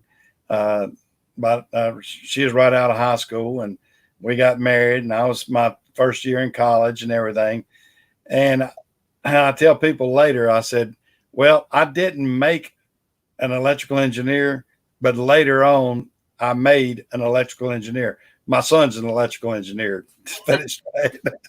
So my son's been an electrical engineer for about 25 years. He went on and went to NC State and got it. He's smart like his mother. His mother was a real smart girl. She went on to college. She finished. We had 2 children, my daughter and my son, and while we were young, and my wife worked right through that and had our 2 children and continued on with her college. Only missed enough time in college. She graduated about a year past what she would had she gone straight through from high school on. Wow. She did that and had 2 children in the process. So sounds she's a marker. Sounds like she's more successful than you, Mike. Well, she's pretty good. She's pretty good. I always tell her she's a motivator for me. She is definitely a hard worker. My wife has been a hard worker all her life, and she taught junior high math. She taught algebra and the advanced algebra and everything in the 8th grade, 7th and 8th grade. She did that for 32 years, and then retired, and now she's also a contractor, and she and I work together in the business. She's been with me in the business about 10 or 12 years now.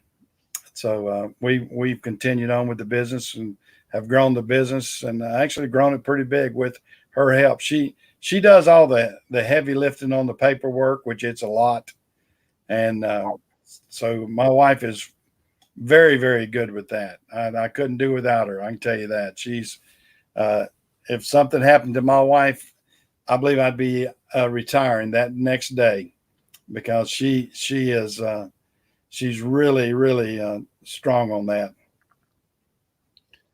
Yeah, someone always told me, you got to find yourself a woman smarter than you. I agree. Yeah, smarter and prettier. Yeah. There you go.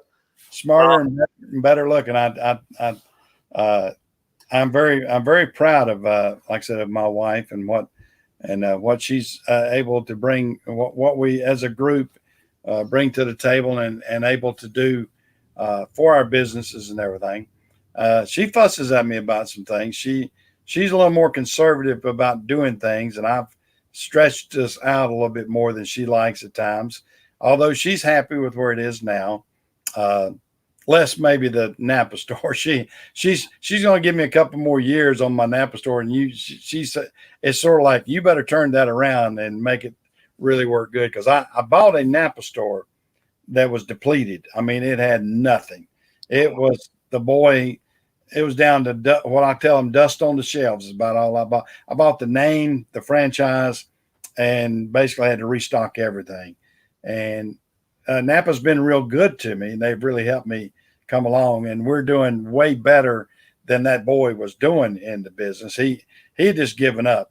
CarQuest, not CarQuest, but Advanced Auto Parts had moved in right beside him, and they were kicking butt, and then the God, I can't even think that other one, not O'Reilly's, but another one, AutoZone. Yeah, AutoZone is up the street too from him, and the boy just sort of just gave up. I don't know why, but he just gave up, and by doing that, he it changed the dynamics of the store a lot.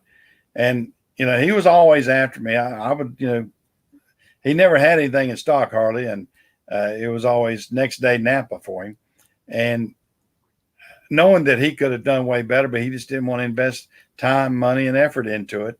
And then finally he hit me up. He said, "You need to buy me out." I said, "Well, not really, I don't." And he said, "I'll make it right for you." So he made me a price, and and I got it cheap, but I had to rebuild everything. I moved it and put it in this. I bought the local Ford dealership, their old building.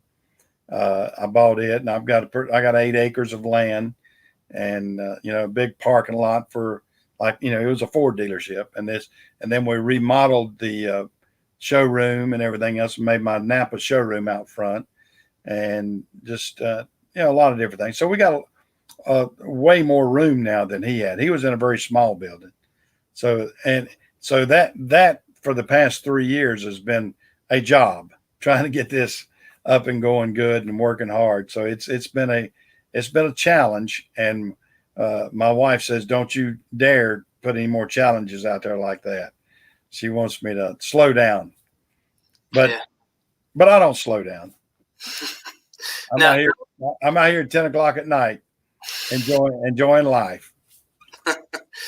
So let me ask you a question. When it in regards to your Napa store, how do you promote, or how do you advertise that store to other than being the invisible salesman, by having the product, that's what it's called. how do you market? Well, I marketed a couple. I'm glad you asked. I actually do a radio show every Tuesday, and I used to be a radio DJ in my early days. Wow. And I actually owned the local radio station in my early days. I lost my tail with it too. I will tell you that. That is something that I really lost my keister on. But my friend, a good friend of mine, owns the local radio station. He actually owns 4 radio stations. He owns the one in Lincoln, Shelby, Cherryville, and Forest City.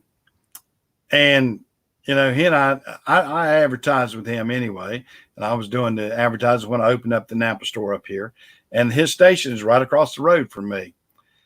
And he knew that I was a local DJ, that I was a DJ and everything. I like music, and so he and I came up with a concept of me doing an oldies show.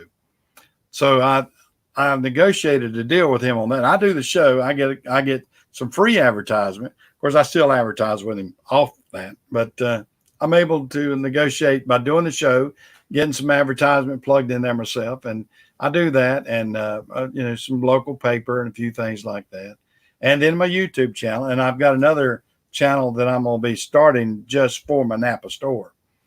For my Cherryville Auto and Truck, and do that, and try to have it more as a centered local YouTube channel, because I'm more interested in getting the local traffic with that. But I mean, it will blend over too with the others, and so I stay busy. Okay, now, if you don't mind, I have another question for you. All right. Would you say and who's the main customer? Would it be like repair shops, or is it the Joe Schmo coming in? It's the repair shops. We got a couple of repair shops that are regular customers, and they're consistent. The local Joe. Now, see, that's the thing about you still have to have it for your local Joe walking in and out. But think about it.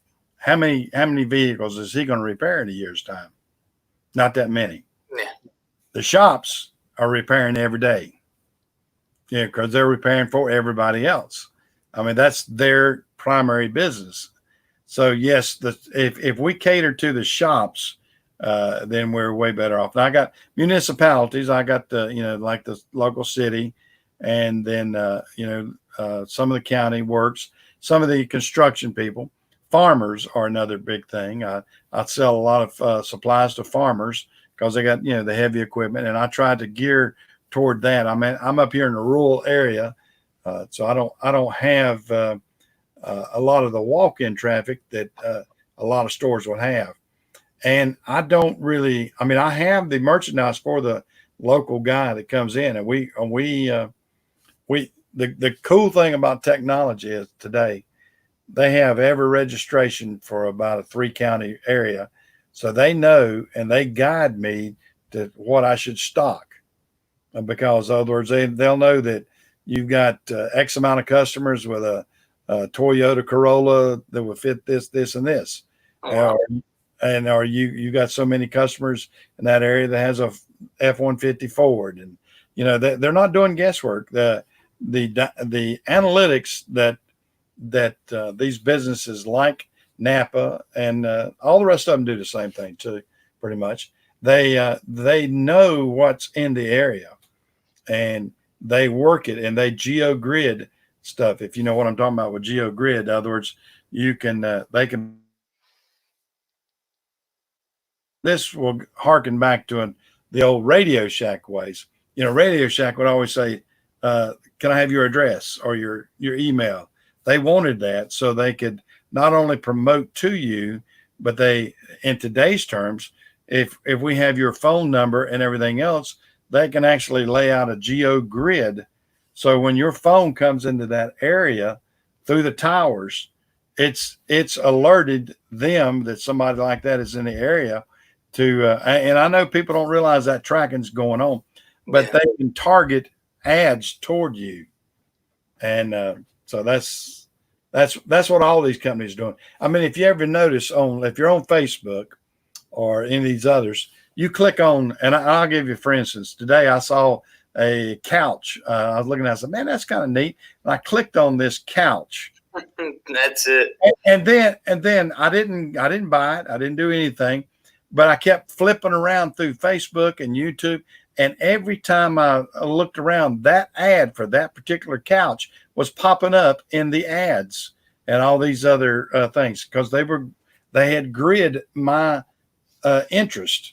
And and you watch it. If you go on Amazon and you look at something, you don't have to buy it. Just look at it. They know that you are looking at that item, and they will track you at every aspect on you, whether it's YouTube or Facebook or anywhere you're at. You will be targeted with those kind of ads, because bam, they know that you clicked on it. It's a DoubleClick is one of those places that does that. There's a couple of companies that actually will do that tracking for these major companies, and that's how everybody's doing that nowadays. Yeah, and it's surprising how much technology as a consumer that we do not know what people are doing. I mean, and now they're talking, and let's relate that to the COVID right now. You're hearing a little bit of that with the COVID problem, and they're saying that they're wanting to track everybody's phone and let you. They're saying it's going to be voluntary. Fact, maybe yes, maybe no. But is it an invasion of privacy? Yes, it is. Is it something that you want to volunteer for? That's your decision. But so many people don't realize that we are tracked. I mean, this phone right now that I have, there can be multiple people tracking my whereabouts, and I wouldn't even know it. And because, if there's any crime in an area, that's one of the first things they do. They do a cross grid type thing, and they can tell where a certain person has been. If they know the number, a text, or whatever. You would be surprised that you would leave an electronic footprint out there, and we all do. And well,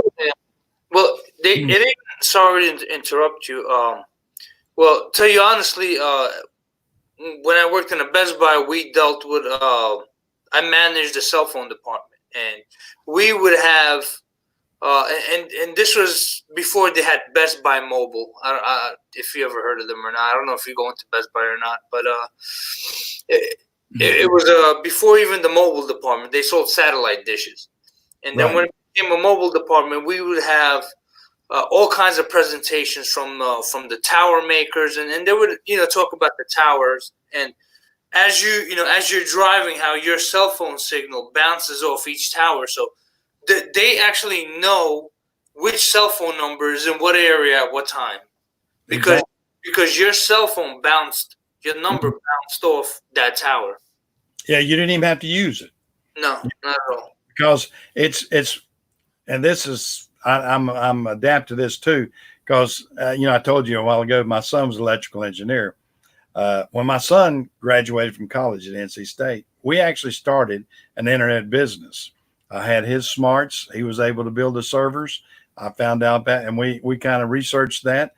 And he and I started an internet service. We were internet service providers. This is back in '95 when he graduated from college. And people didn't even know what the internet was in '95. Think back. That's how young the internet is. We didn't even have Google back then. Google had not even been invented in 1995. We didn't have, we had the search engine back then which one was it? AOL.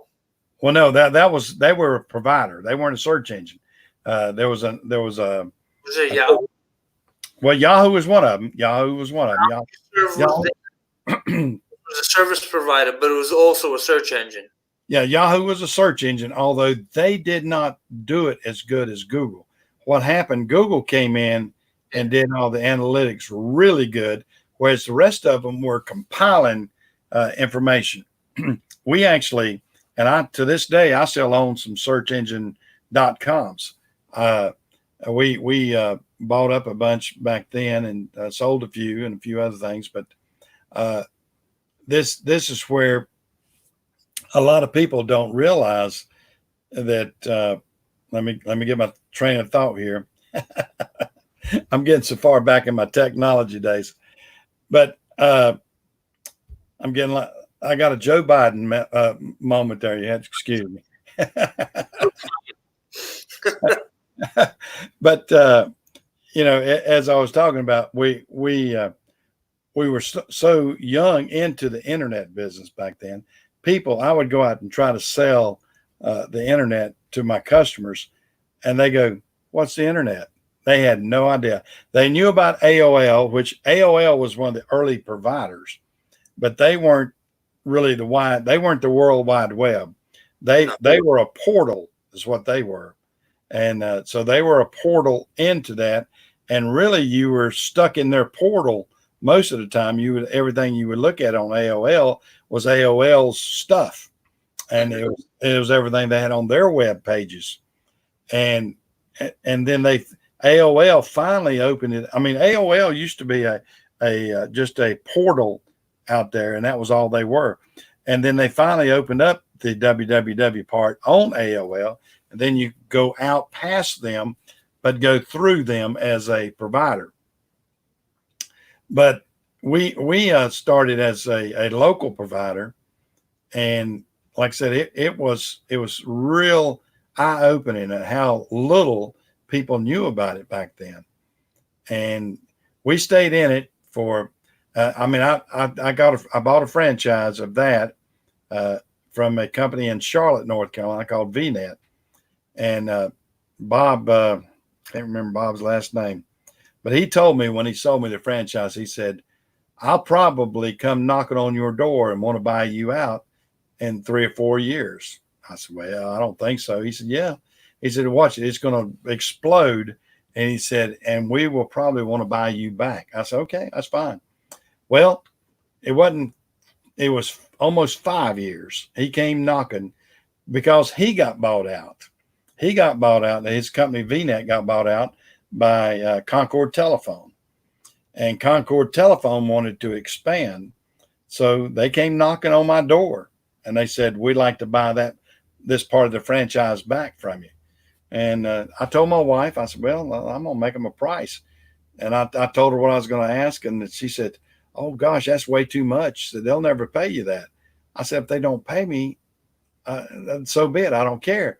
I said, "We're making money on this." And she said, "Well, I just think you ought to probably lower the price." I said, "Honey, I'm not going to go in low and try to go up. You go in high and see if they'll take it." And I went in and they paid me what I asked. They wanted it. They wanted it back. And they paid me, off my customer base and everything else. And I did real well. I will say that. It helped me expand my trucking business. So I was able to take that money and reinvest into trucks. And so it goes around and everything. So I did. It was one thing I did get. I'll tell you, I told you about one that I lost my tail on was a radio station. And I'll tell you about that internet. I made money on that one. But and there's been ups and downs through the years. But life's been good to me, though. It's been good to me. I hope. Somebody in North Carolina trucker said I was Sleepy Joe. I guess I was Sleepy Mike. It ain't quite my bedtime, but yeah, I'm. It's one of those things. One of those things that I hope I don't try to bore you guys to death out there. I don't know how I'm perceived sometimes. I don't try to be braggadocious, as my grandmother would say. I've done a lot of things, and I'm proud of what I've done. I've made a lot of mistakes over the years too. My trucking part has been very, very beneficial for me. I've done real well, and I grew up in the trucking business. My dad drove a truck for 38 years for Carolina Freight. I worked at Carolina Freight when I was young, and did it for about 10 years, and so that's my life's experience. I've been in the trucking, out of the trucking, back into the trucking. And since 87, I've been in it with FedEx or RPS and FedEx. And it's been a good life for me. Been a good life for me. Now, how long have you been in the truck? Just 2 years now, Alex? Just under 2 years. Just under 2 years. Well, how you like what you're doing? It's interesting. It's interesting. It's okay. No, are you married? You're married, aren't you? Yeah, I got married. I'm married with 2 kids. You're married with 2 kids. Well, I'm married with 2 kids that are grown, and 1 grandson. But yeah, now that your wife, now I know my wife fusses when I used to drive a lot. Used to fuss, take your clothes off downstairs near the washing machine because you smell like a diesel, and you're delivering it every day, so I know you got it on you, hadn't you? Oh, absolutely. Clothes come off in the garage. I can't even come in the house with the clothes on. Yeah. Oops, you got a phone call coming in. Yeah, I need to mute that. It's a group chat I'm in. They want to discuss politics. I'm I need to exit out of there real quick.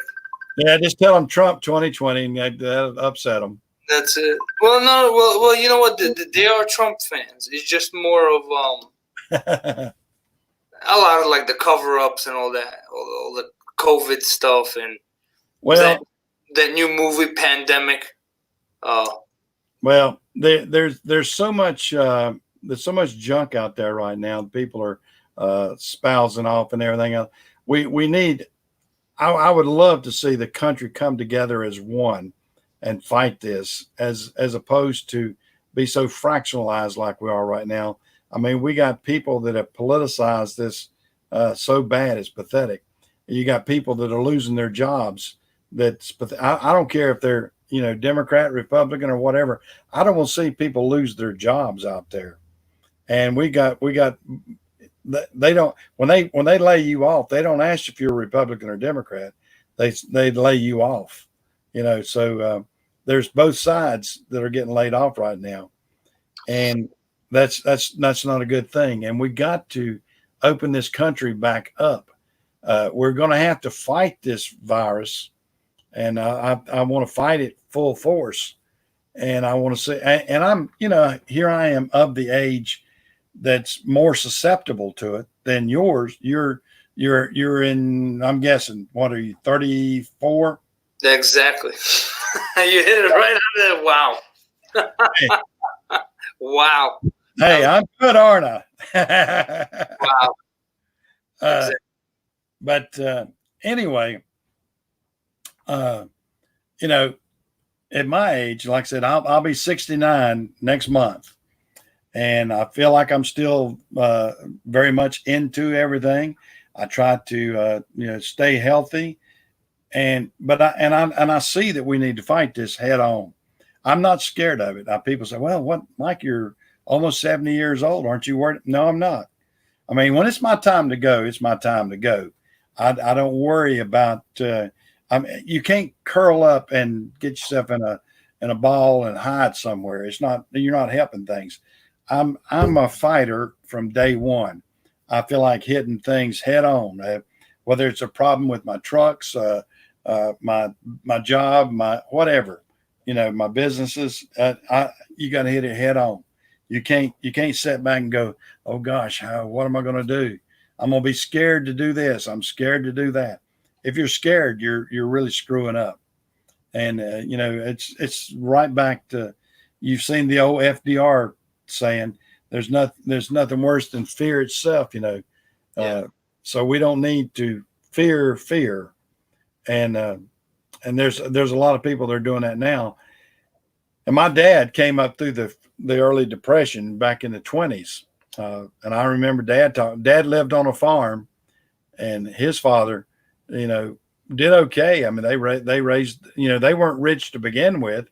So when the depression hit them, they weren't poor either, because they were still able to farm, and they had crops, and they had cattle and everything else. So they were pretty well self-sufficient.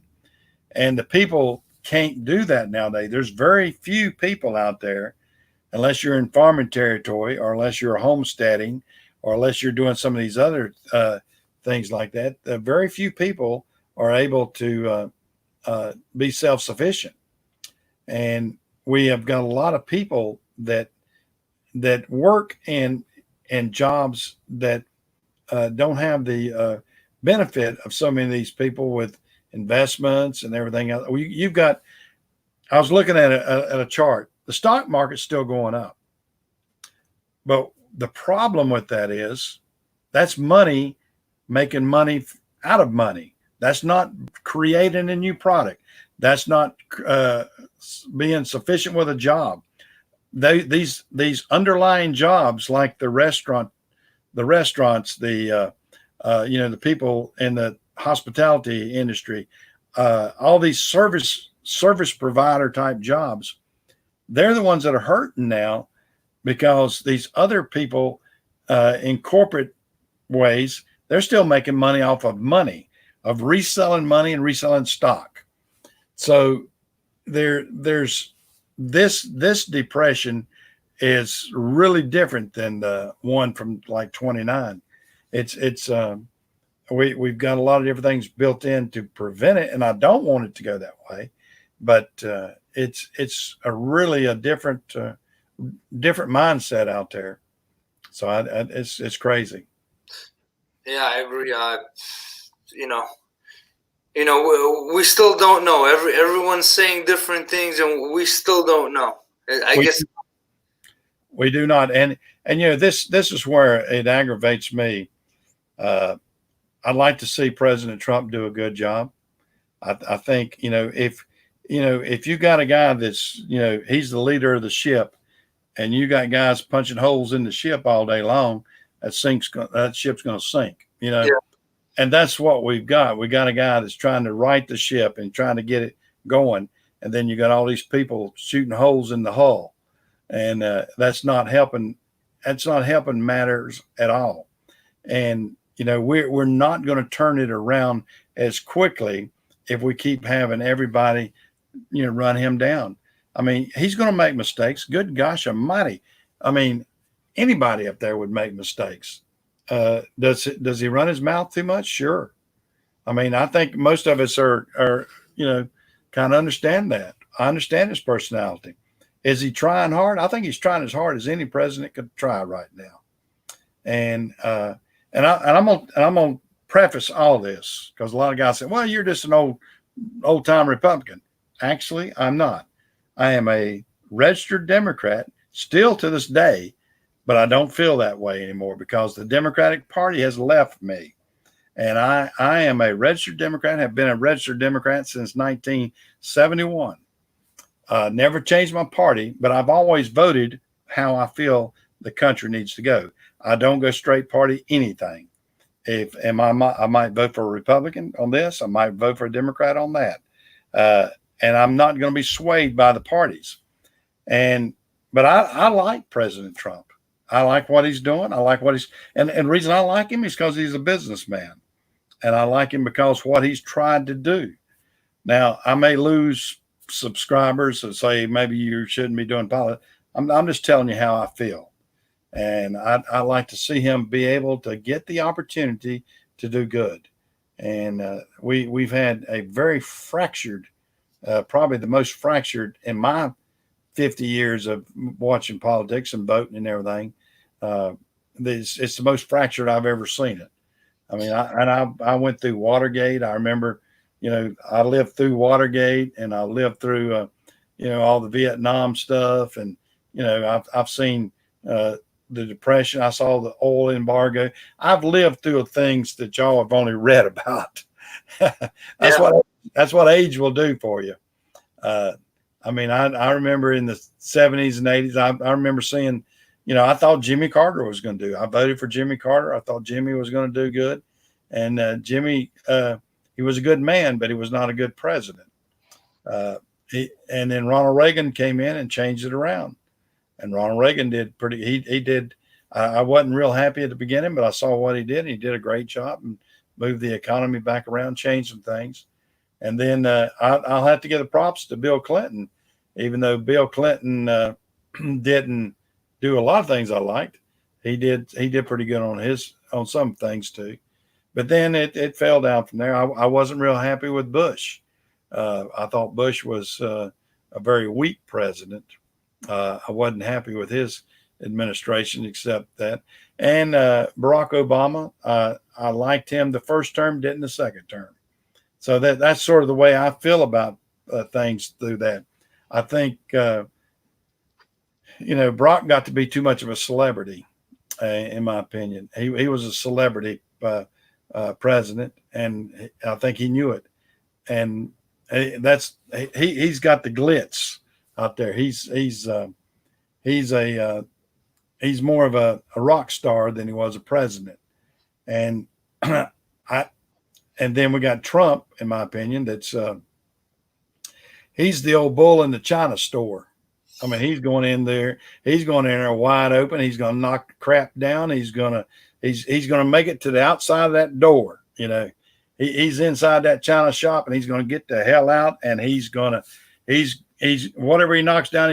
He don't care. But he's got one move, and so that's what you like. I heard one analogy one time where a guy says, to me, he's like an exterminator. I said, what do you mean by that? And he said, if you got all these people that want the stinkingest, worst, nastiest job around, who do you hire? Do you hire a guy in a 3-piece suit to go out there and do it?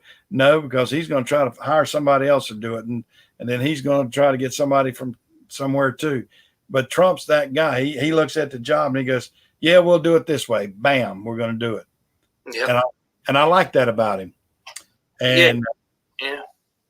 So that's sort of my thought. That's my thought process. And people can like me or dislike me for what I'm saying. And I try to, I don't hold any punches back, but and if it comes down to it, they're going to look at me. I'm a Trumpster for 2020 this time, because I still want him back in there, because I want him to be able to get a fair shot at running, being a president.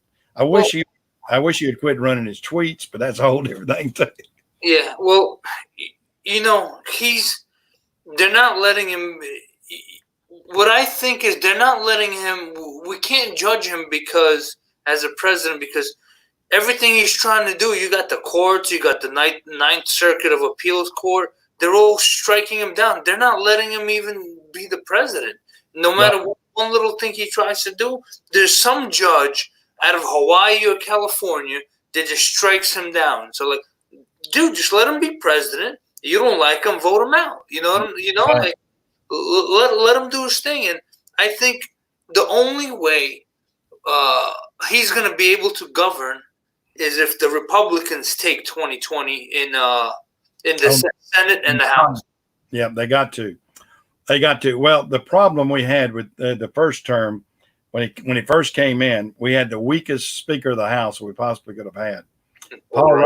Paul Ryan was terrible, and he could have passed legislation that would have stopped a lot of things and would help Trump out tremendously.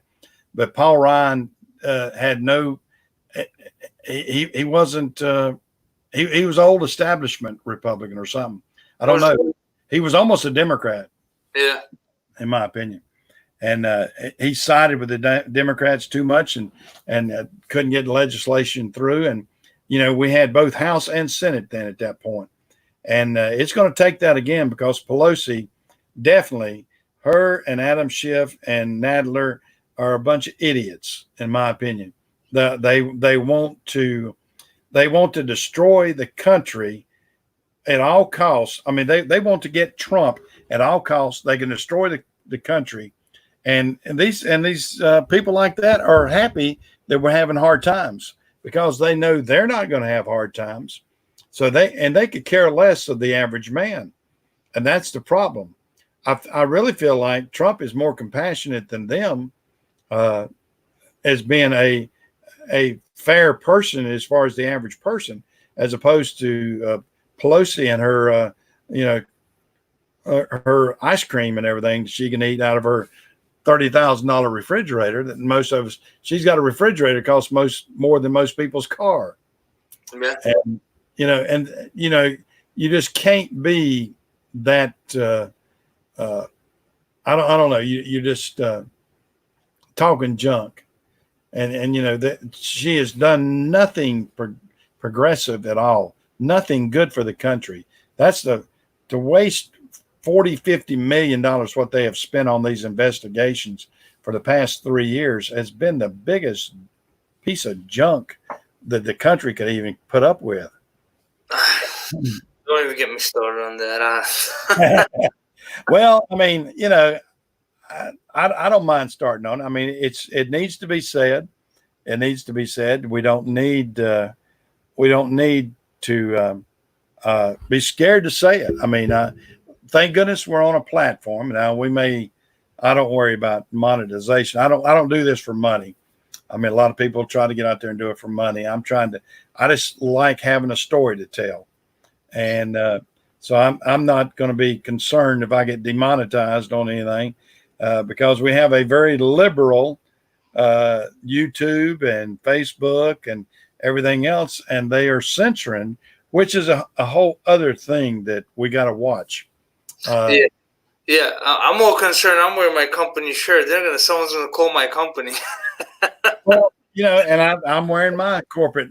This is mine. I'm a Napa dealer, but and I'm stating my opinion too, with corporate names on my hat and shirt. But I mean, this one says Cherville Auto and Truck. I mean, it doesn't have to. I mean, both of them say Napa on it too. I don't think Napa's going to say anything to me about it. They never have. But we've got to do that, and we've got to realize. I look at most of the hands-on people, the guys working with their hands out there. They've I would say 90% of them feel the way we're talking right now because they want the country to do good. They want the economy to do good. They're not interested in special interest groups. They're not interested in I'm not interested to see if the Kennedy Center gets $25 million. I mean, these are not the things that are necessary right now. And, we've got so many of these people that worry about the great big things like that or the special interest things like that. PBS, the Kennedy Center, you can go on and on with different arts and things like that. That's fine and dandy. When you're doing good, that's fine and dandy. But when the country is suffering, we have to get down to basics. People got to eat. Let me ask you this: Kennedy Center. Have you been to the Kennedy Center? I haven't been there. That's for the rich. That's right. For us. Exactly. Working men and women.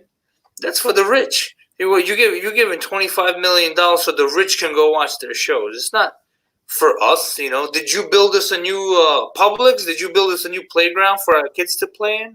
Did you build a new university for them to go to school in? No. And now you've hit on something else too. It's talking about the universities, and these colleges are getting money, and these colleges their endowments are so large, they should not be charging what they're charging the average college student right now. That is the biggest ripoff too. I mean, it's been 25 years since my children were in college, and or longer, and I know what it cost then. And I know what it's going to cost for my grandson to go.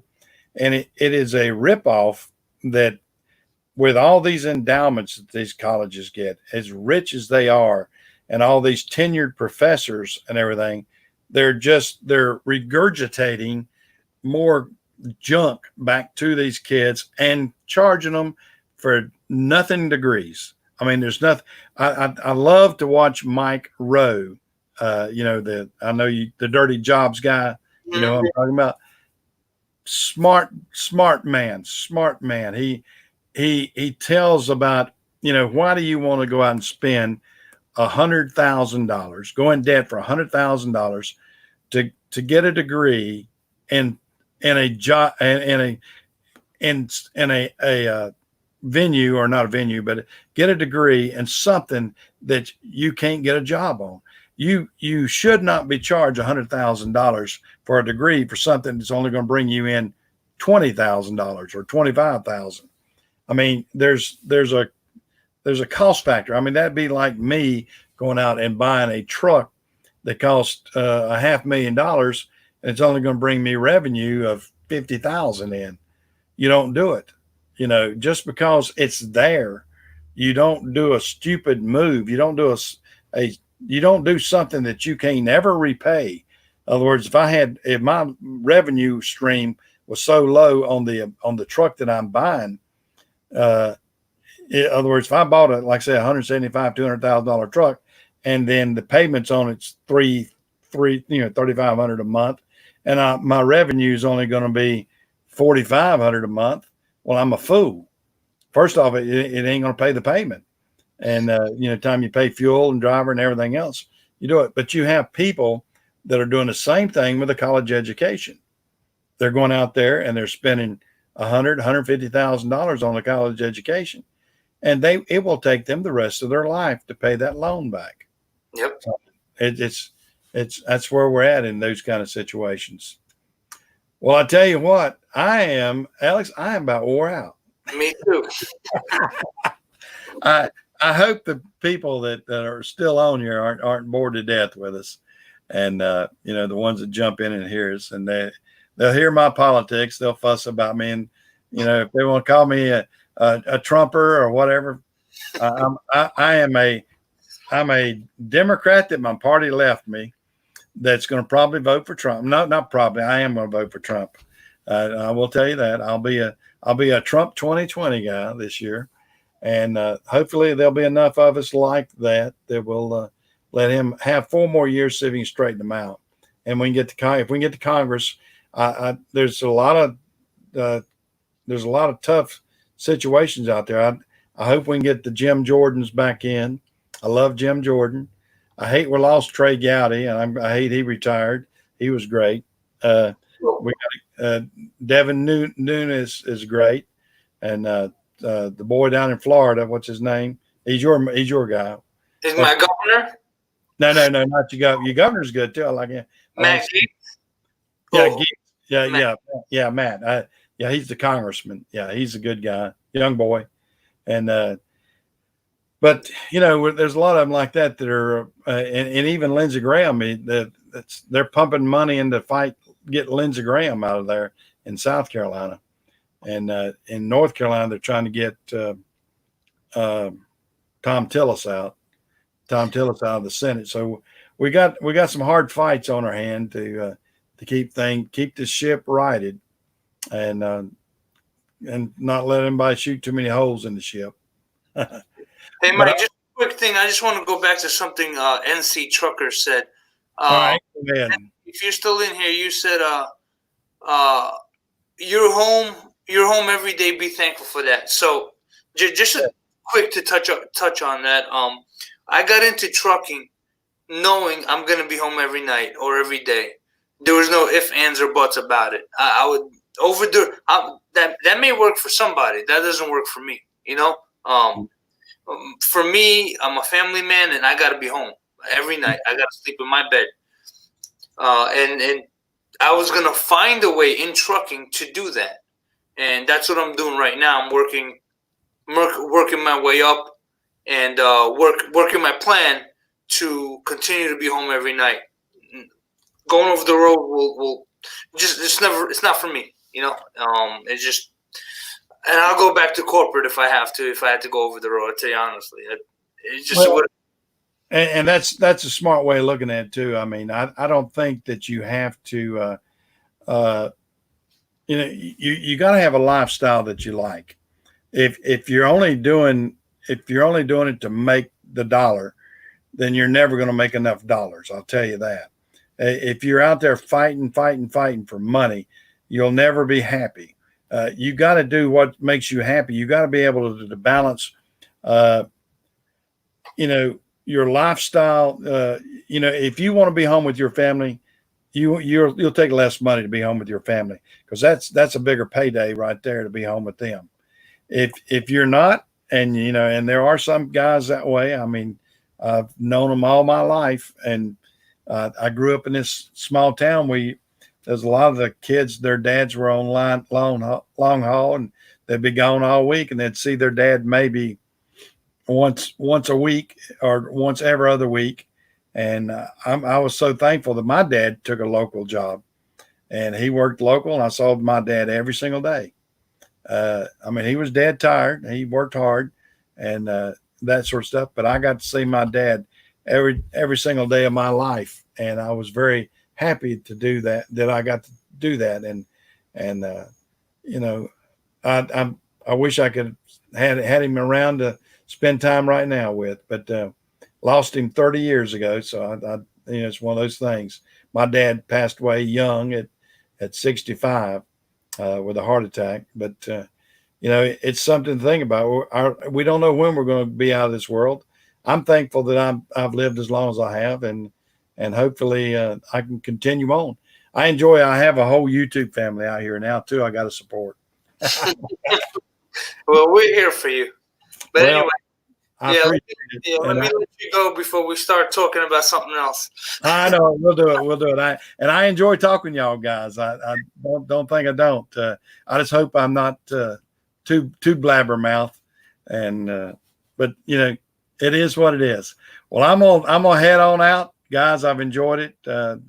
We didn't do a lot of chatting, and the room wasn't as busy as it has been. But I'll be back on Sunday morning at my regular time. But since my wife ran me out of the house tonight, I thought good time to come over here. All right, Mike, take it easy.